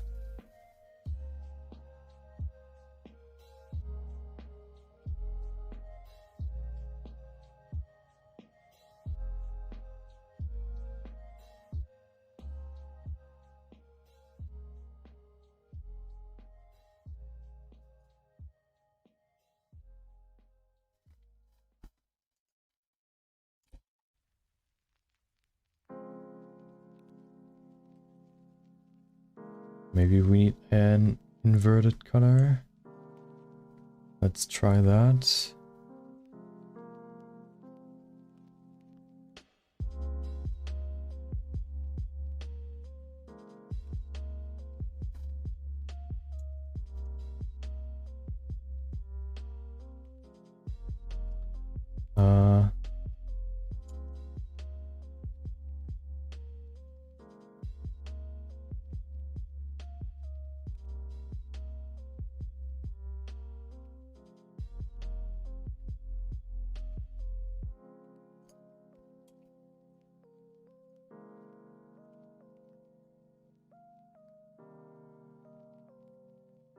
Let's see how it looks without it.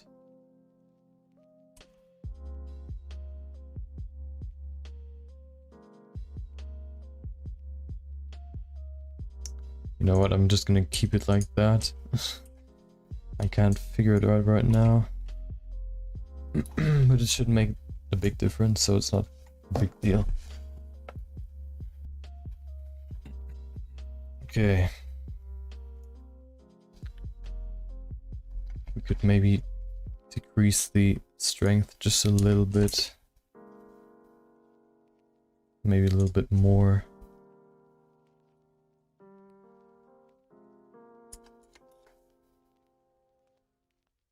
Okay.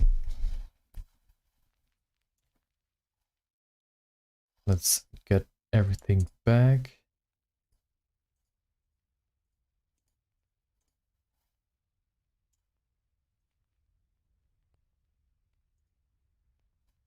Okay.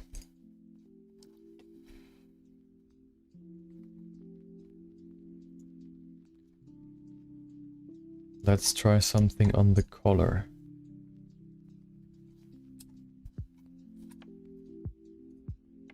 We could maybe give it some more structure to make it look more like feathers than just plain.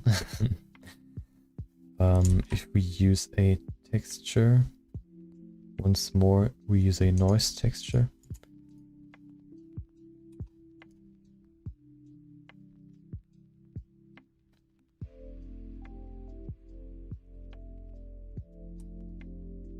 Color ramp converter. Bump up the blacks and the whites. Put the scale up. Detail up as well. Roughness can stay that way.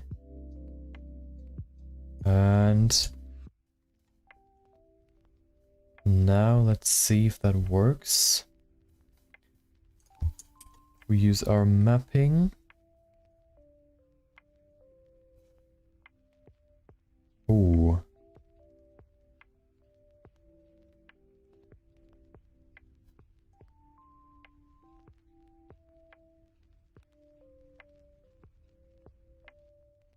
if we now change the scale,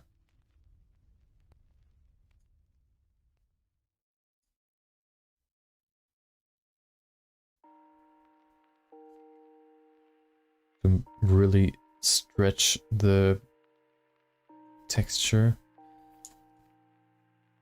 might look weird on this part.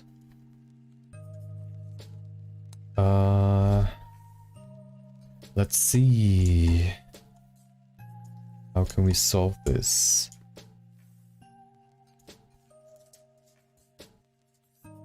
Let's see how it looks just like that. Maybe it works. If we now use a bump map, a bump node, put the color in there.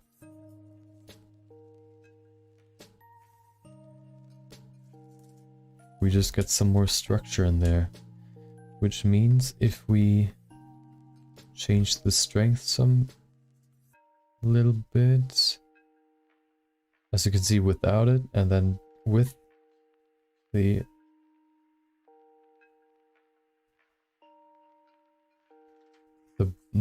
bump map,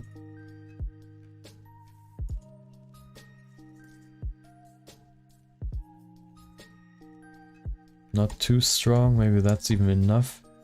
Let's see how that looks in rendered view.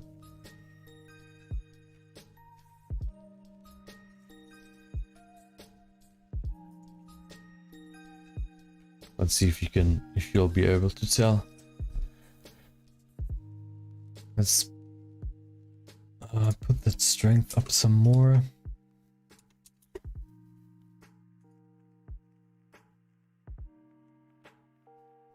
Just to make it look less flat. Yeah, I think that works.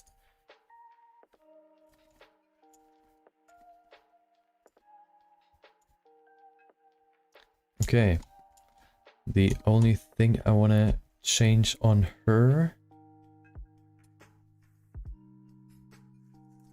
Oh, I want to add her arm ring or bracelet or whatever.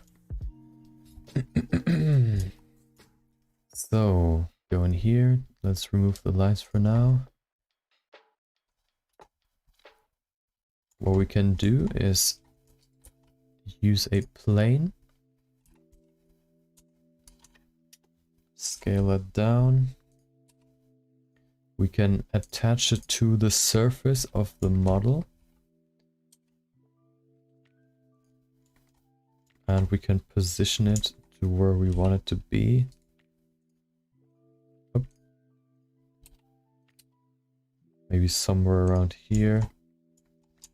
We can project all these points on the surface. Make it smaller. Actually, we can keep it pretty big.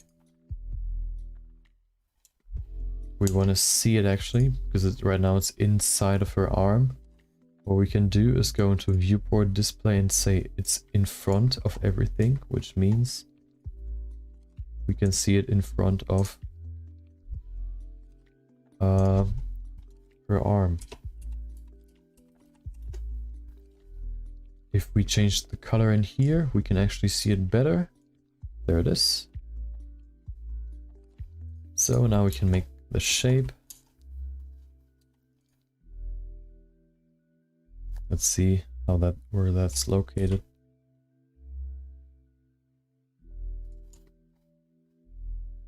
If we now put one up here somewhere.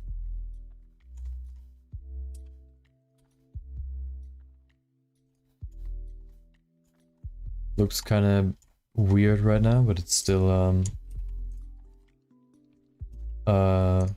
it needs one crucial setting.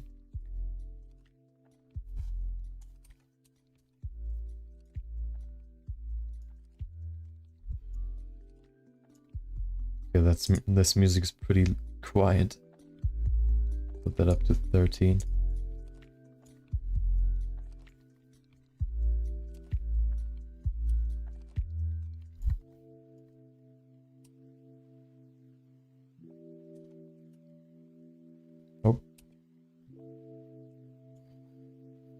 Okay, put that under her arm or on the inside. Remove the hair for more freedom. And then one more for good measure. Now we can use a subdivision surface to make it like actually round. And what we also can do is use a shrink wrap. What that basically does is the same than what this setting does. It projects all the points on the surface of her, basically. I'll show you what that means. Shrink wrap. We use this her as a target, and as you can see, all the points of this object are now on the surface of her arm. We put that to project, negative and positive, and now we have the perfect bracelet. We can go in here and remove the middle part.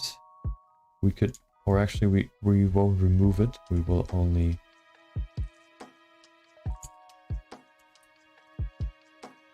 make a little indent. Okay, that's kind of crazy. Oh, I know why. We have to disable that.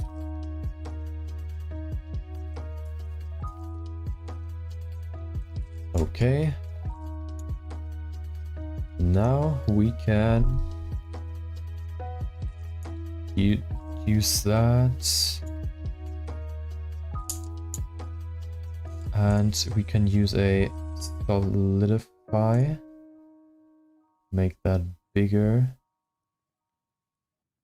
Put the thickness up to something like that, maybe. We can also remove the in front option, so we actually see it as a bracelet. And what's missing is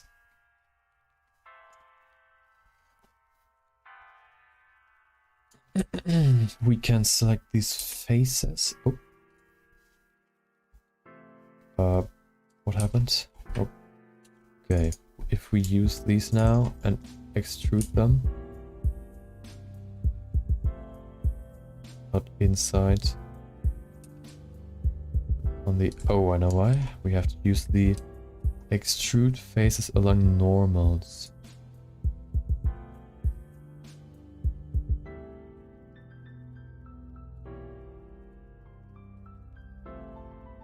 Oh, we can't do that. Because we have to, because if we do that, the faces go even further out, and then the projection tries to put them on the arm still, so it'll just try to pull them somewhere close to the arm, which is why there are these artifacts. So what we have to do is go in here, make a little line in here, select all these vertices and make a vertex group. Call that indent. Assign those. And now if we go into the modifier, we can select the indent. And voila. If we change that, we have our little indent. Put that to smooth. Maybe also to make it less round, we can use a bevel modifier, which bevels the edges, which means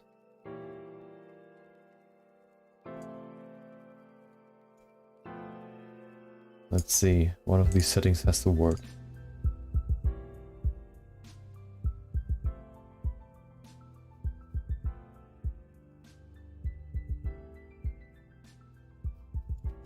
Why is it not working? Absolute? Nope. Okay. Actually, can we do that in the solidify option? No. Okay. Even thickness. Well, I guess it has to stay. We could increase the subdivision so it's not as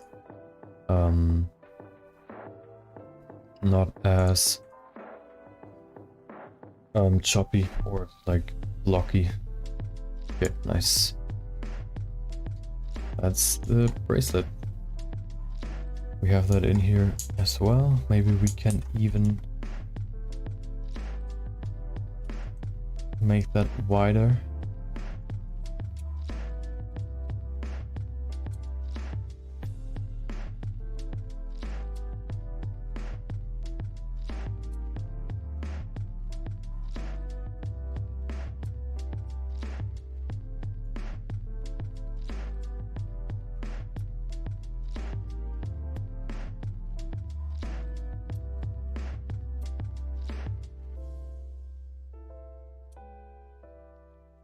And once that's done, we can make the shader for the bracelet.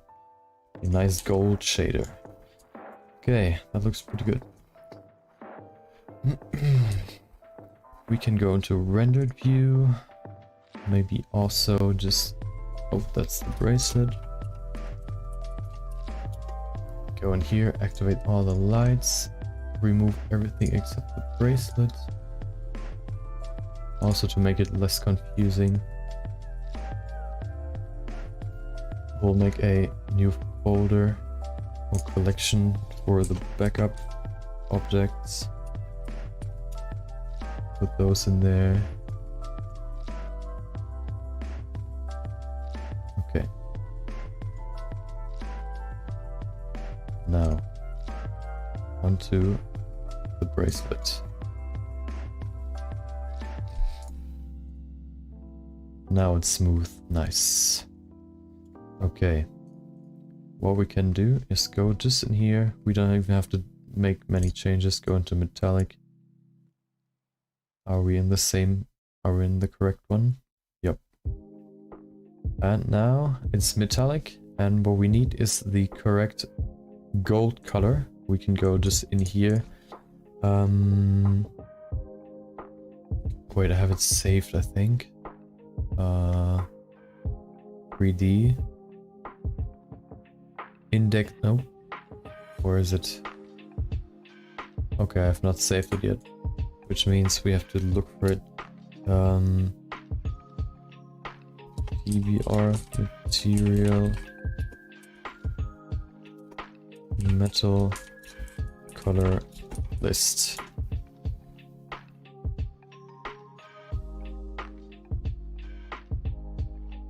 There it is. I think at least one of them. Or, well, I'm looking for gold and not anything. There was a good, nice document that just showed you every metal and what the color for it is. I think we should find it in here. Gold. There it is. RGB. Okay, 1.76.36. Can we actually put that in here? Okay. 1.76. Oh. What was the last one? 0.336. And that's a nice gold. We could maybe a little bit more orange. Orangey.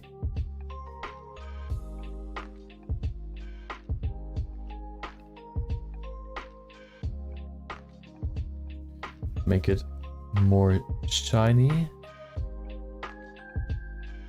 Like that. Some nice shiny gold bracelet.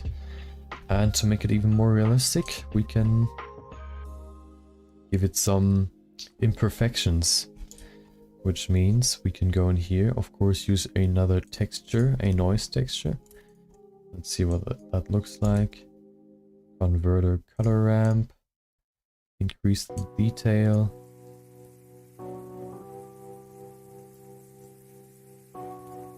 make it pretty dark. What was the roughness? 0.264. 0.264. That's the base, and the white is basically rougher parts of the bracelet, which I'll put to, let's say, 0.5 for now. So now if we plug that in here, color into roughness, it's even, let's see. Okay, let's put that to 0.5. What was the original?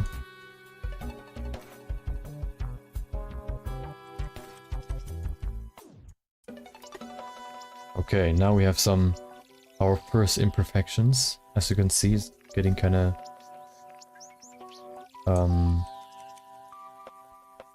you can get these fingerprint-like roughness patches in there.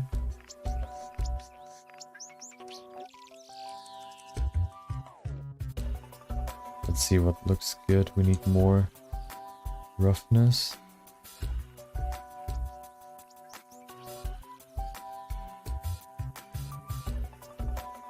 Okay, and now we can also give it some scratches. So let's get another texture, maybe use a Voronoi.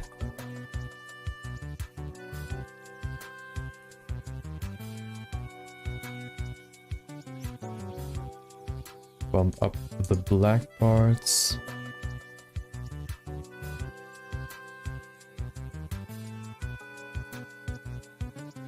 The scale can be lower, higher, so we have more. You probably already see what I'm going for.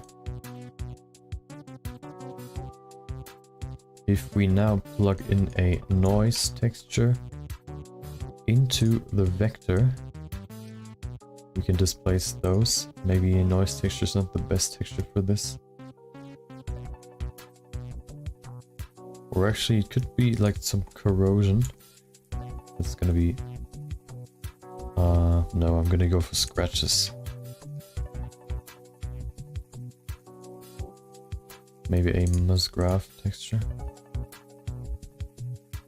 Oh, maybe we should only use the noise texture on the scale. Or on the...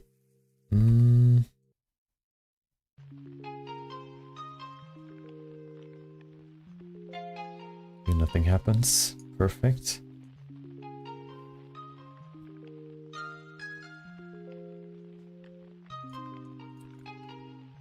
Maybe we should use a Musgrave texture. Yeah, the scale is definitely not the one you want to change. Maybe the Voronoi texture is not a good texture for that. Maybe we should use a noise texture, put that in there. Bump up the blacks. Now we can use some distortion first. Put in the Musgrave into the distortion maybe. Oh, yeah.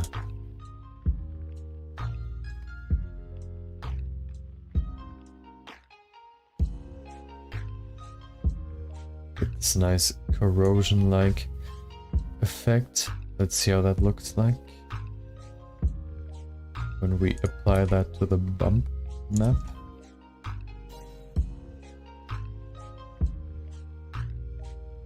Oh, that's way too much. So let's dial that down to maybe 8.1. That's even too high. 0.01. That's not enough. 0.05. Let's put the distance down as well.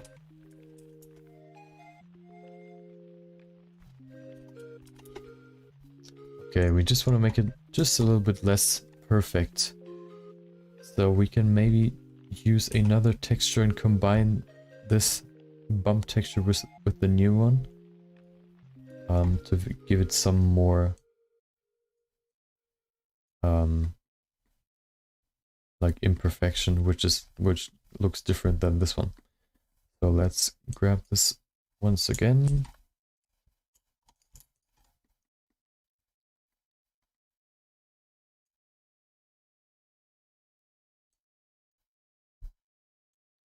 Let's check these settings if we plug them into different ones. Nope, we should use a normal map maybe. Plug that into the normal map.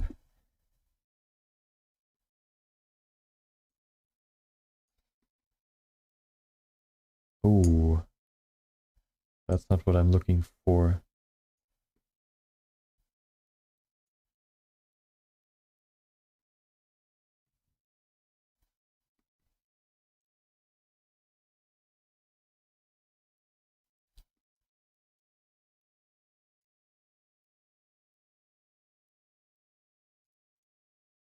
Oh, that looks pretty good. So now we can get these nice scratches in there. We could maybe... no, that's not the way. The scale... Let's see what the scale changes. Nothing. The detail, nothing. Roughness, nothing. Okay, we have to change these settings. We put the scale down, the scratches get bigger.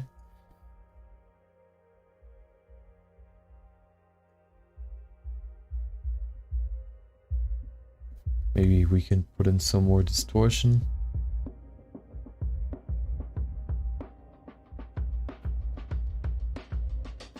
Like that. And now if we combine those, we can combine them by using a multiply node. Color mix RGB. Mix this with this by using a multiply. Multiply them together basically.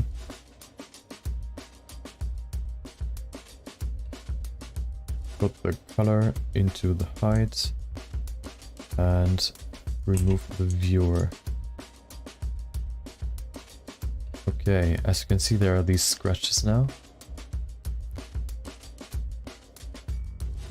We can change them, make them more prominent.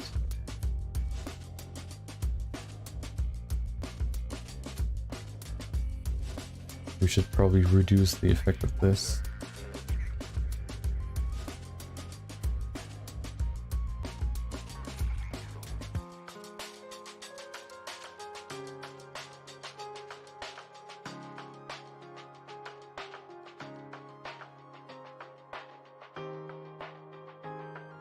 Okay, now we just have a little bit of corrosion and a little bit more scratches. We could maybe increase the strength of that.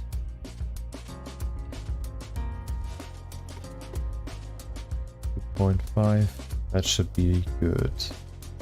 Okay. Let's see how that looks in the full picture.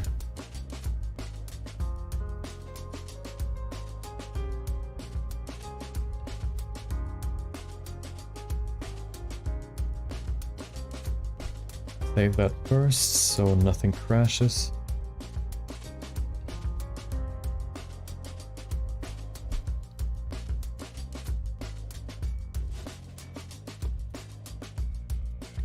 Okay. It's kind of dark right now, so we have to bump up the roughness.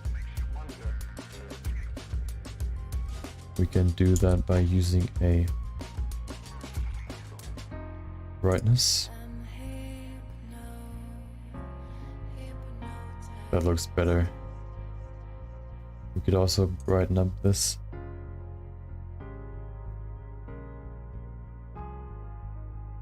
Okay.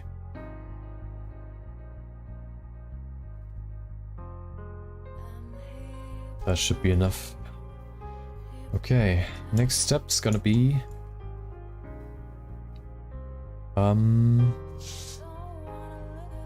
let's see. We can maybe pull the camera back just a little bit to get more of her in the frame.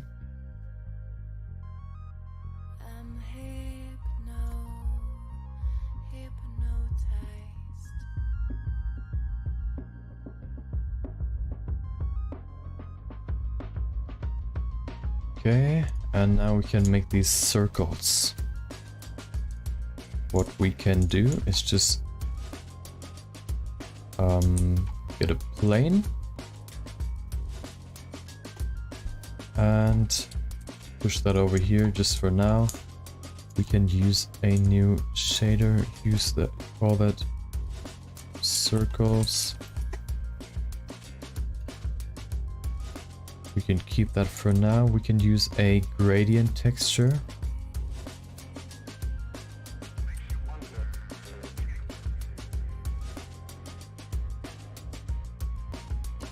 Let's remove everything again so it's easier to work with. Rings.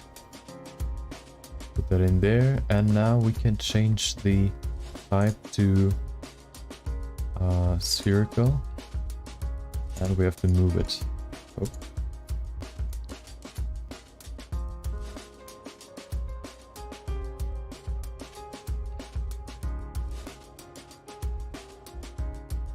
Okay, put the scale down, up. Actually, we don't need to. What we can do now is use a converter.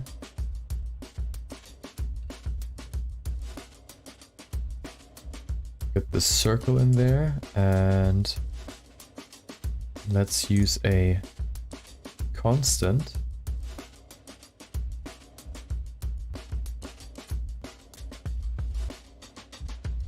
Put that right to the edges. Use a dark one to make the first ring. Like, kind of finicky to get it like so close. We can make that bigger to have it easier. Ah, come on. 302, 30, 301. Maybe even less. 05. Not really changing anything. Wait, it's gone.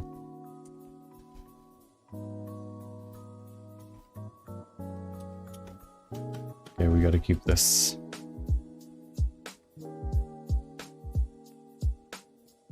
And now we can make another one. Put that over here. Maybe somewhere like in... This looks good. Use another black one. Put that right in there. Okay. Now we have our rings. We can make them less perfect, like they're on this artwork, by using a texture, of course. Use another color ramp.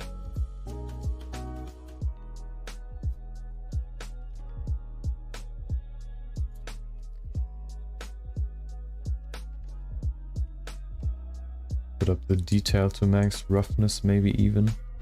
We need more black than white.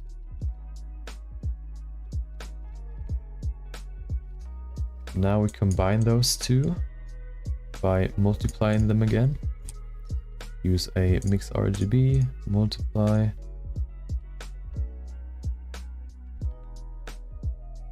And there you have it.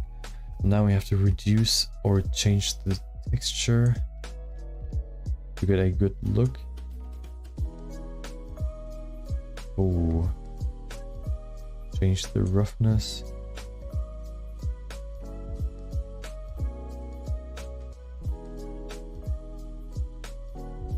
That looks pretty good.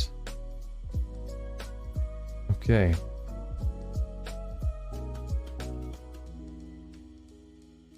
Now we have our rings, but what we have to do now is make them emit light so they're actually visible. We put them in here. We give them another color ramp to give them a color, which is gonna be, can you get, let's see if we can snipe that out of there. Oh, we got it. Nice, make that brighter. Like fully bright, and make that emit the color. Emission. Oh, okay, we need that color. Put that in here. And now we use the color as an alpha. And if we switch to rendered view, we only have the rings. Why there's only one ring, I don't know. Let's see if there's anything we can do about that.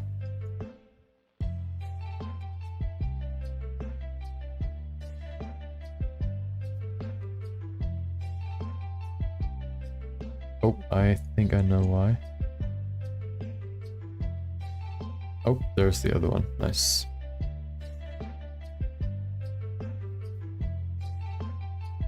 Okay, let's put that in.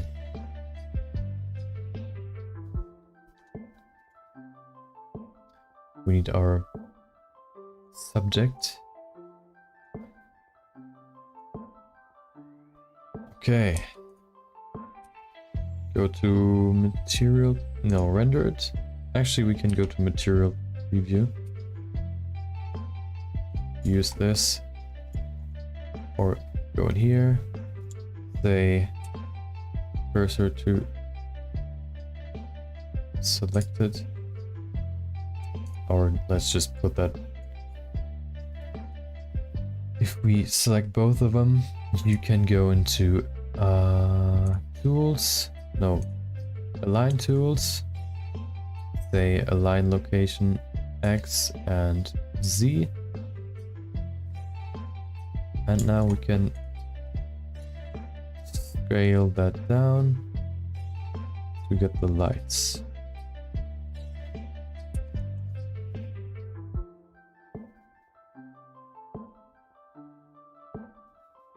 Make it just a little bit bigger. Put them on the outside of her, around her. Maybe we can increase the emission to make them more prominent.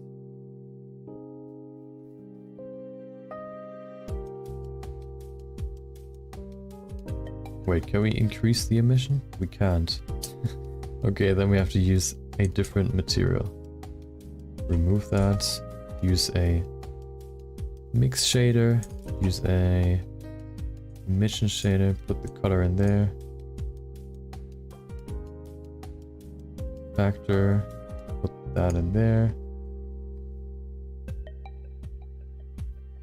We get another color ramp. Put that to white without the color.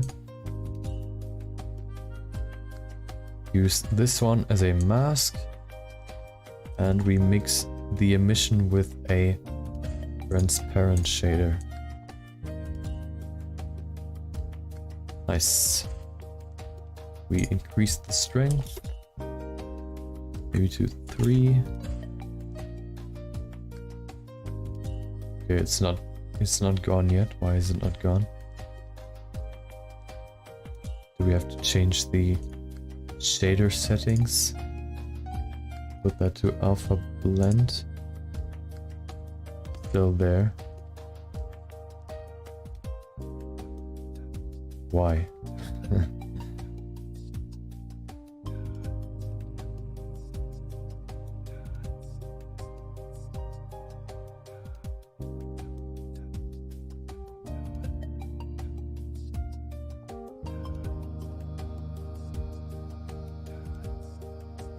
What if we switch these two? Oh, that fixed it. Nice. Okay. Now we have our rings, and now we need the background. We could probably just use a plane, or we can use a... Let's see if we can change the sky to something interesting. Let's plug that in there. Okay. We could probably use that. Let's see what else we have. I think something better would be this one. It's more even in terms of terrain. And now we can change that. We can also make it so this background won't affect the lighting by using a light path node. Put that over here. Mix those two. And you can say with the light path, only the top background node affects the lighting. The bottom background node only affects what the camera sees. And now we can change the colors.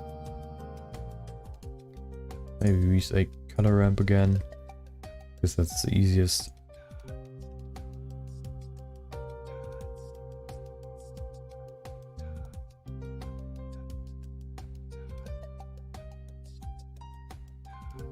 Okay.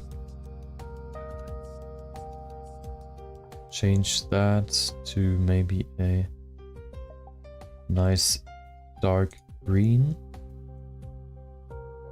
Very dark green. We should also make it pretty blurry by activating the depth of field.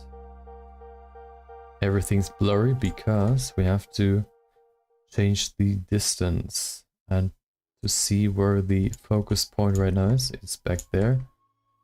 So we have to pull it forward up to our face. That looks pretty good. We can increase the f-stop.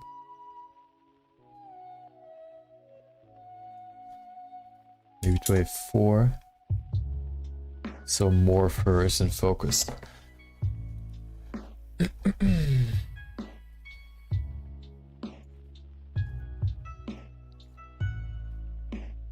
Let's see.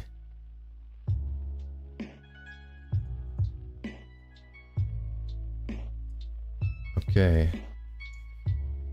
We can change the background now. The background is more noisy or more blurred now, which is what we wanted.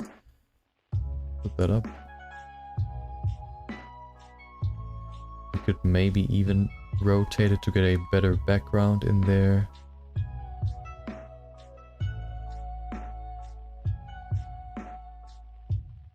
Maybe the best background would even be the sky with some clouds.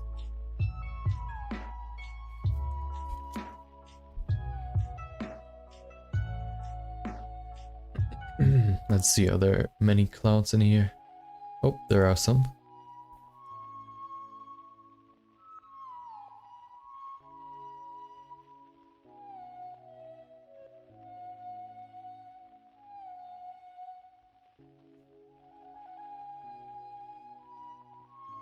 Okay. Get some nice clouds in the background.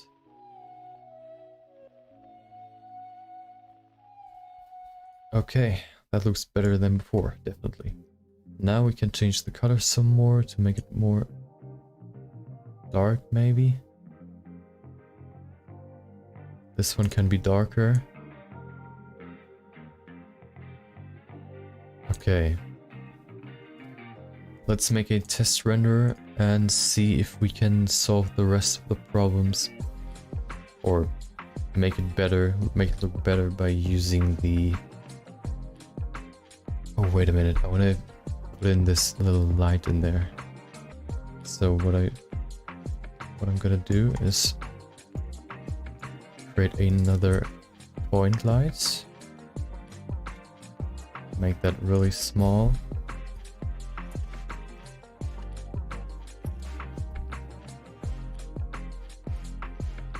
And pull that back. It's gonna be hard to find the perfect spot for it.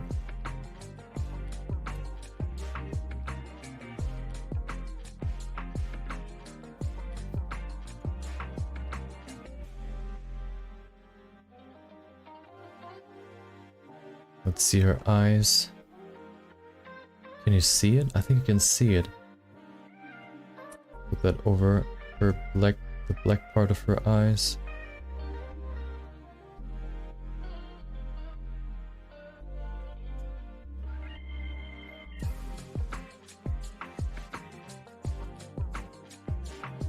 Is that the... No, that's not even... Okay, I know where it has to be.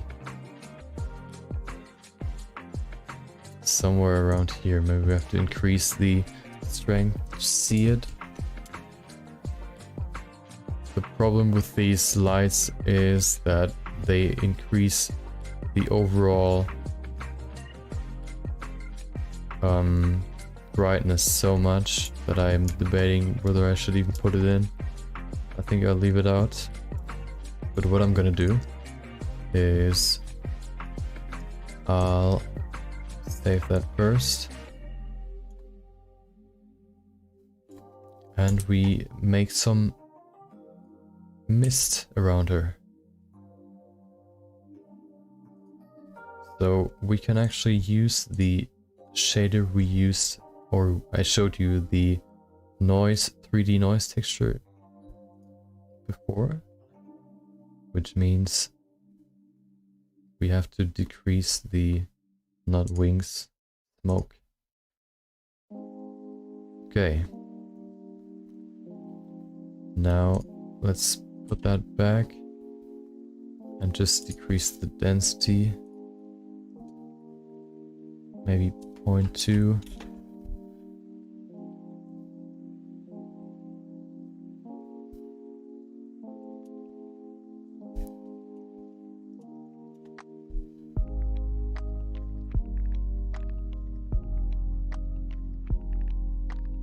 Let's see, does that really affect the whole image?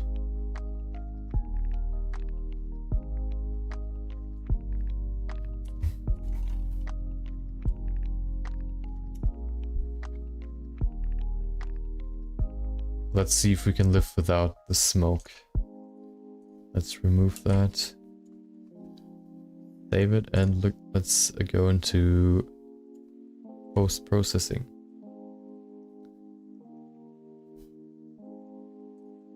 Do a quick render.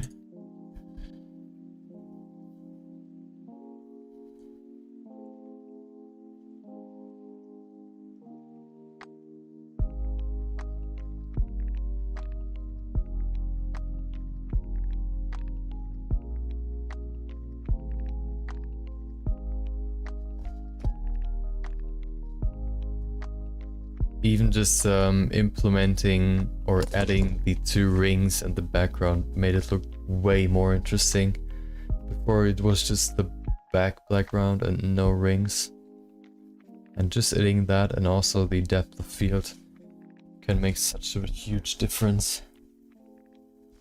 Now, onto post-processing, or compositing rather. Let's go in here, let's see that. We should probably... we don't need subsurface scattering in here. The hair shouldn't become red when light shines on it. Okay, now let's go in here, open up the compositor to adjust or give it some more magic.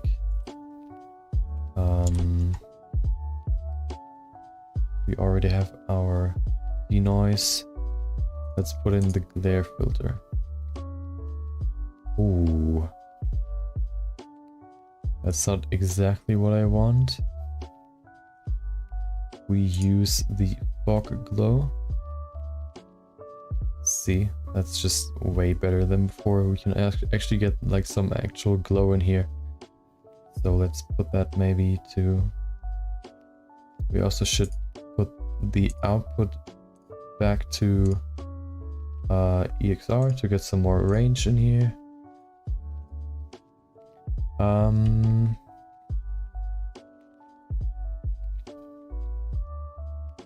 Okay, threshold, it looks pretty good.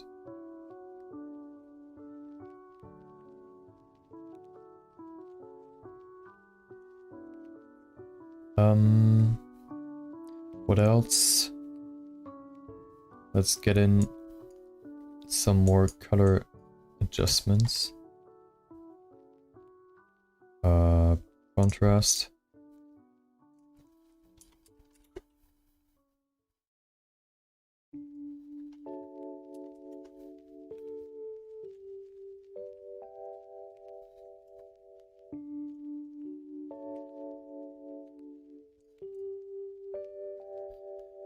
The contrast doesn't really change. Maybe we should use the saturation. I always confuse these two.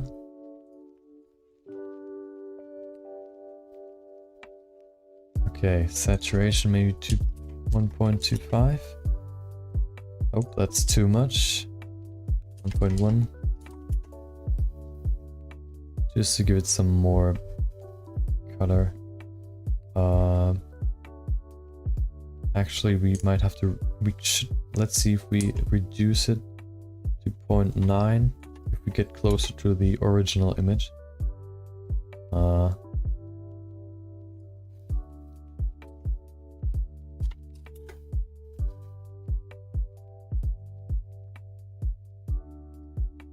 Okay, I think that looks pretty good.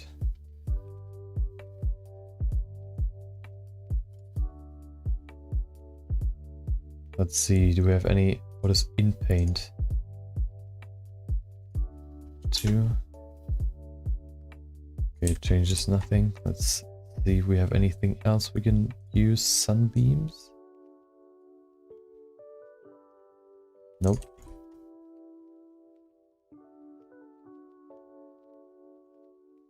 Okay, blur? No. Let's see, we can also, as always, use the lens distortion to make it look more interesting.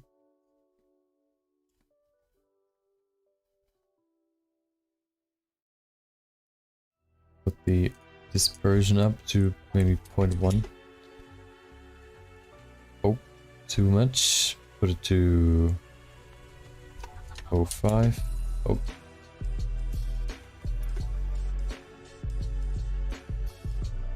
Maybe even less. Okay.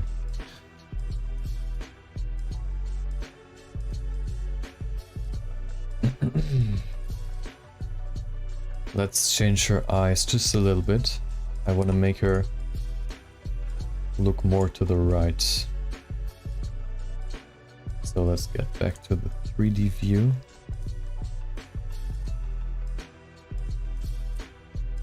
Go to material preview.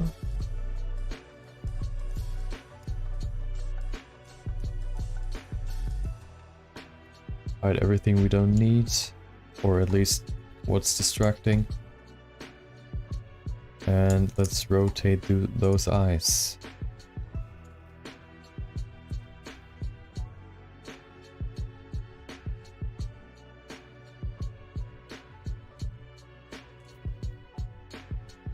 Maybe even higher up.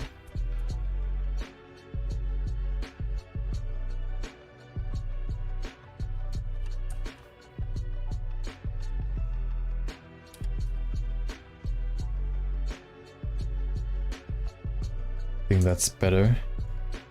I also want to change the color of her eyes, make them a little bit brighter.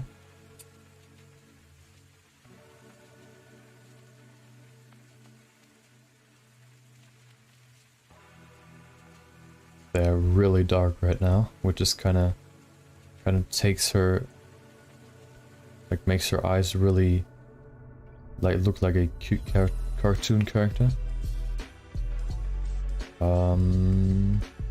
Where's the color? This is the color.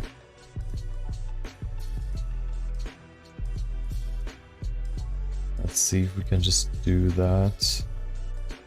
Go in here, color brightness or gamma. Nope.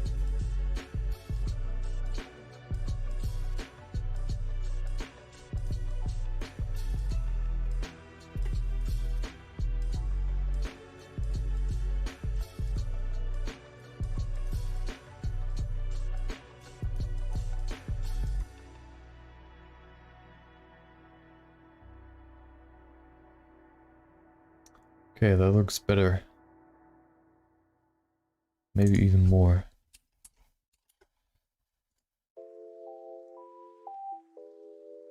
Oh, that's a little bit too much. Let's put that to maybe 1. I think that looks pretty good. Okay, I think we're almost done.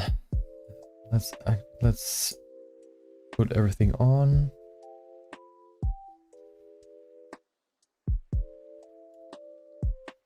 Save that once more.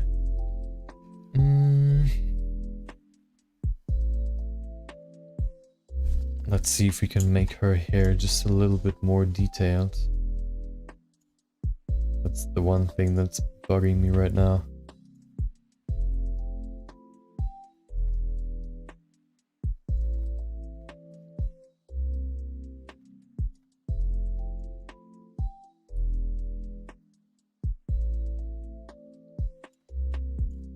Let's see if we can, maybe it works. Let's see. I don't think so, but you have to try to see it. So let's go into her hair. Oh, we can remove the horns to get rid of this noise. Okay. So what if we use a noise texture? And let's just see how that looks. Put mapping on that. Object.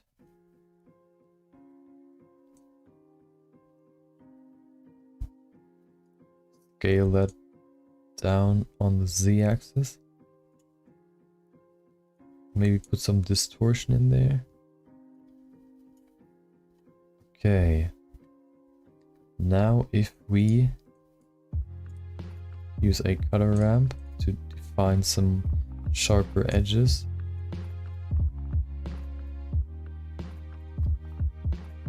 We probably don't even need distortion.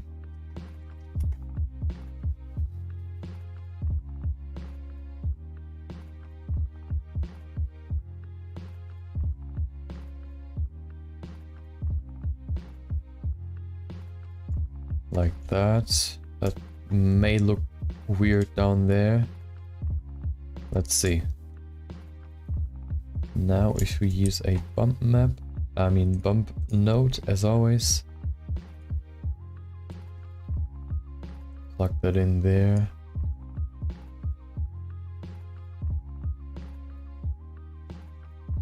Okay. Put the strength down to something really small. The only problem is it's only like facing, or the texture is going straight down, not really following the hair, which will probably look pretty weird. So nope, I'll just remove that. I could go in and sculpt some more details, but I don't want to spend that much more time on this character, because it's just supposed to be a small little project. Let's save that. What I want to try though is get in these dust particles, which could work by using a plane. Put that up here, and we use a we use particles. Particle settings. Let's see, where's the origin? Emission, source, volume. Can we just use a cube for that?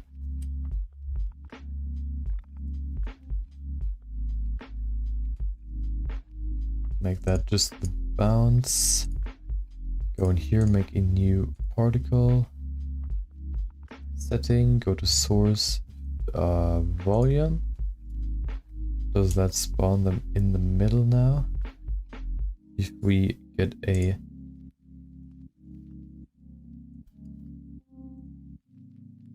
timeline, we can actually see where the particles are coming from. if we decrease their size, we can actually see where they spawn. Viewport size 0.01 maybe oh even smaller. Even smaller.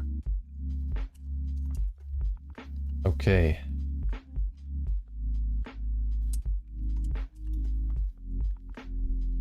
Now we can see display as rendered. Render, we have to make it a halo.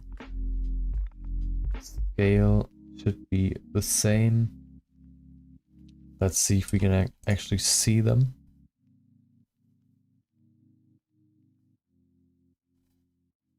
Okay, we see nothing.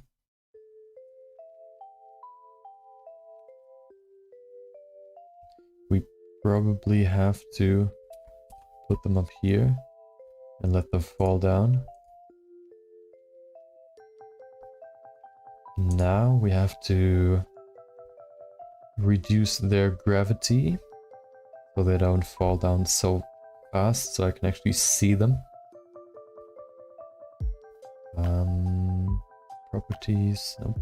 Force field, no, wait, where is it? Field weights, gravity 0.5 maybe, even less, 0.1. Okay, let's reduce their velocity to 0. And now they should just fall down. Okay. Let's give them a shader. I've never tried this, so this is a new one for me as well. So let's see how that works.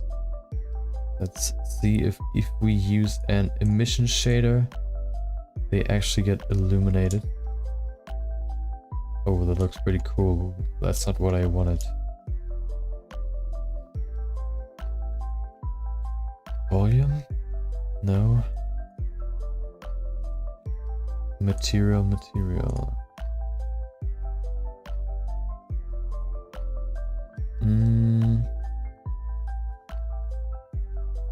There are no particles.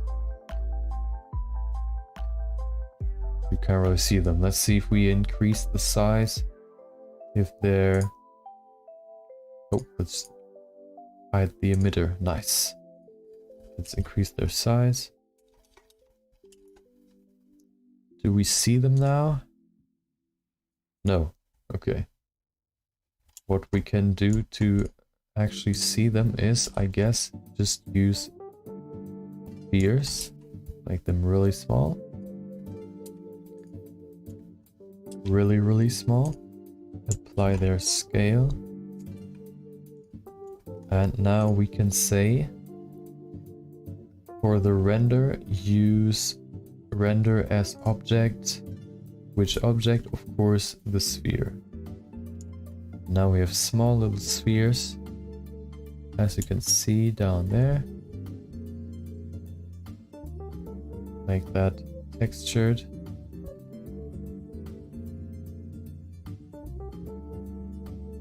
I think they're too small, so we have to increase their size.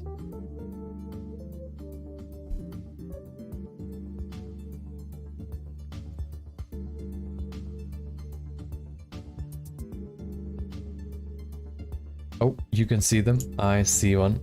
There it is. Okay. But why is it black? Is the emission... I think the emission comes from this object. So if we put that... Which one is that? Material... Particles. Put that in on here as well.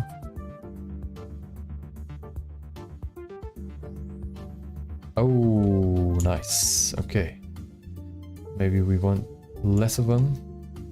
Put that to 100. And the emission can be stronger, maybe 4. Let's see how that looks.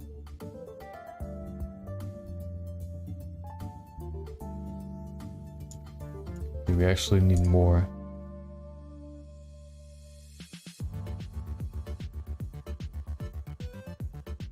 Display as points so we can see them.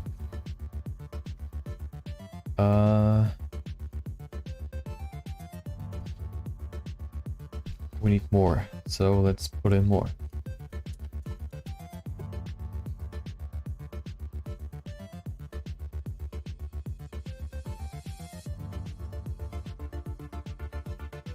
Come on, show me where they are. Are they still too small? I think we need to switch back to rendered. There they are. Okay, they're too big. So we have to put the scale down to maybe 1. Even less, 0.05.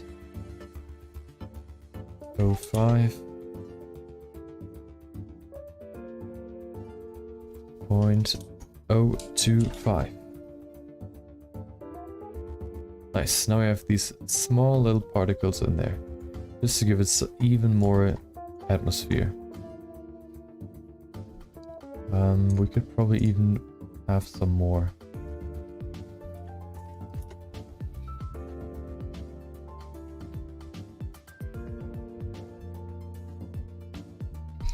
The emission could be like green to better fit into the scene, and that should be good.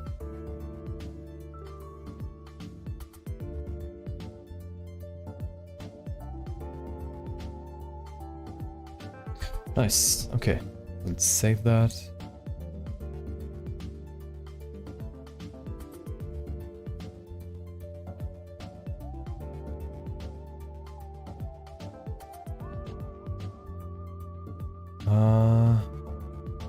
I'm debating whether I should change eyes, but I think I'm just gonna leave them. Maybe I could pull them down.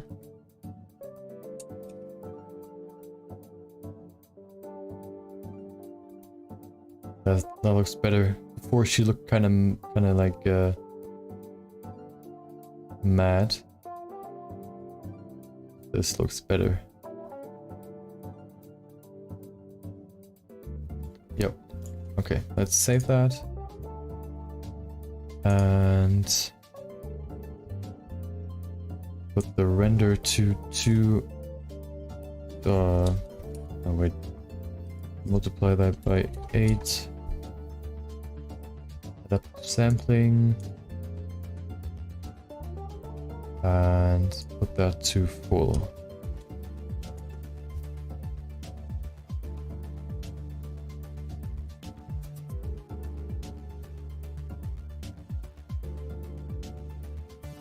Okay. Now we can... Actually, I'm gonna put it to half because this is just gonna be...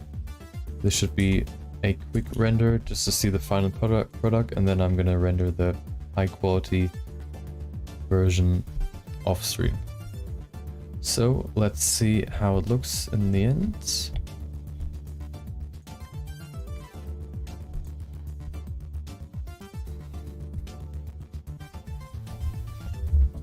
Shouldn't take too long. I think I forgot something or forgot to deactivate something. Let's see. It's green, so that's not how it's supposed to look.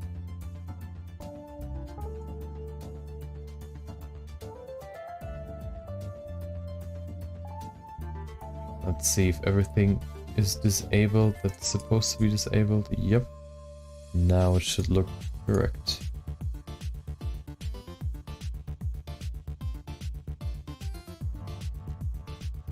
Nice.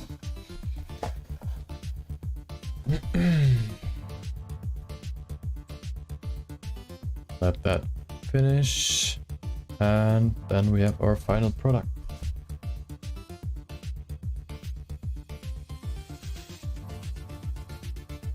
It'll take about, what does it say?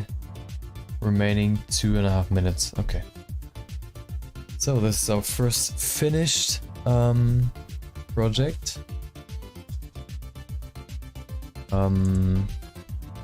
Next one's probably gonna be working on my new stream asset ideas, which will... Dude, actually I'm gonna change something real quick. I can't live with how much it's gonna... how red it is in the ears, so let's bump that down just a little bit. Go in here, put that to... What's this? At 0.1, let's put that to 0.12. How does that look? That's better. I think it was a little bit too crazy. Okay.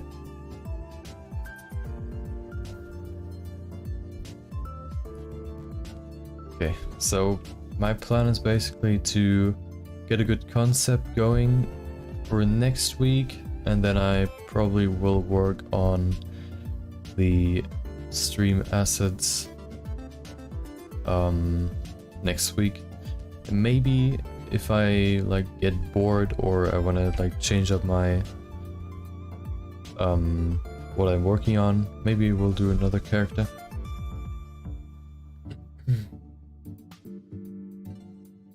I have enough saved artwork so we could grab one out of. The only thing that's kind of bugging me is the hair, because it looks kind of like porcelain, but that's probably just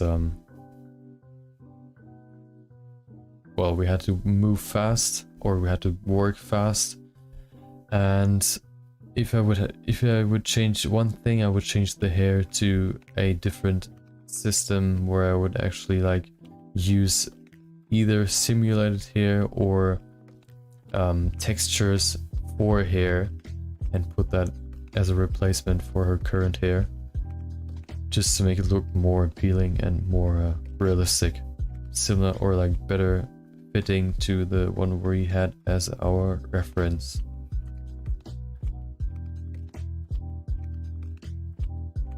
But I think overall, for the time we've worked on this, I think it was oh no. I think I disabled the particles, but that I'm not gonna restart again. I think we've worked on this character for 8 or 9 hours. So no, I think not even. Yeah, I think 8 or 9 hours, or 7 to 9, something in that ballpark. And I think this process, or this workflow is pretty nice for a quick little character on stream. I think 3 days is pretty good, or at least like 7 to 9 hours for a character is pretty quick.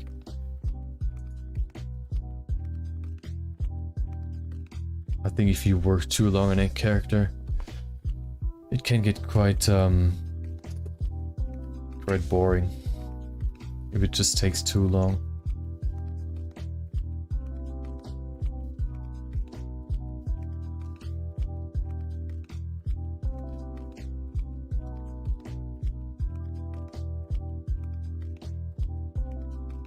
Once this is done, we're gonna see the finished product, or the finished product, and then I'll shut off my stream. I hope so far you've enjoyed it, and maybe you're excited for what I'll come up with for my stream. It'll look kind of like very different to what you've probably seen from other people. Let's see how the end product looks. Nice.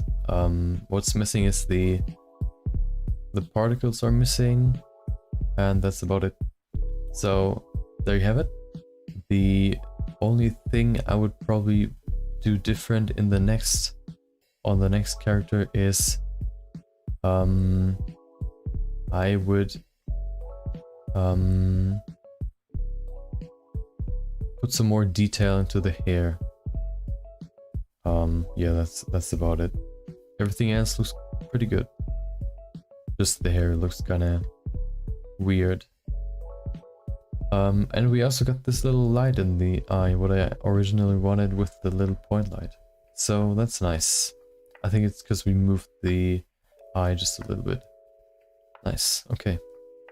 So there you have it. I hope you enjoyed the stream. And if you enjoyed it, maybe you'll join next week as well on Monday, roughly the same time. It's 6 p.m. Central Time. So if you want to join, feel free. I hope you have a great day, rest of your day, and I hope you enjoy your Friday tomorrow. I'll see you on next week. See ya.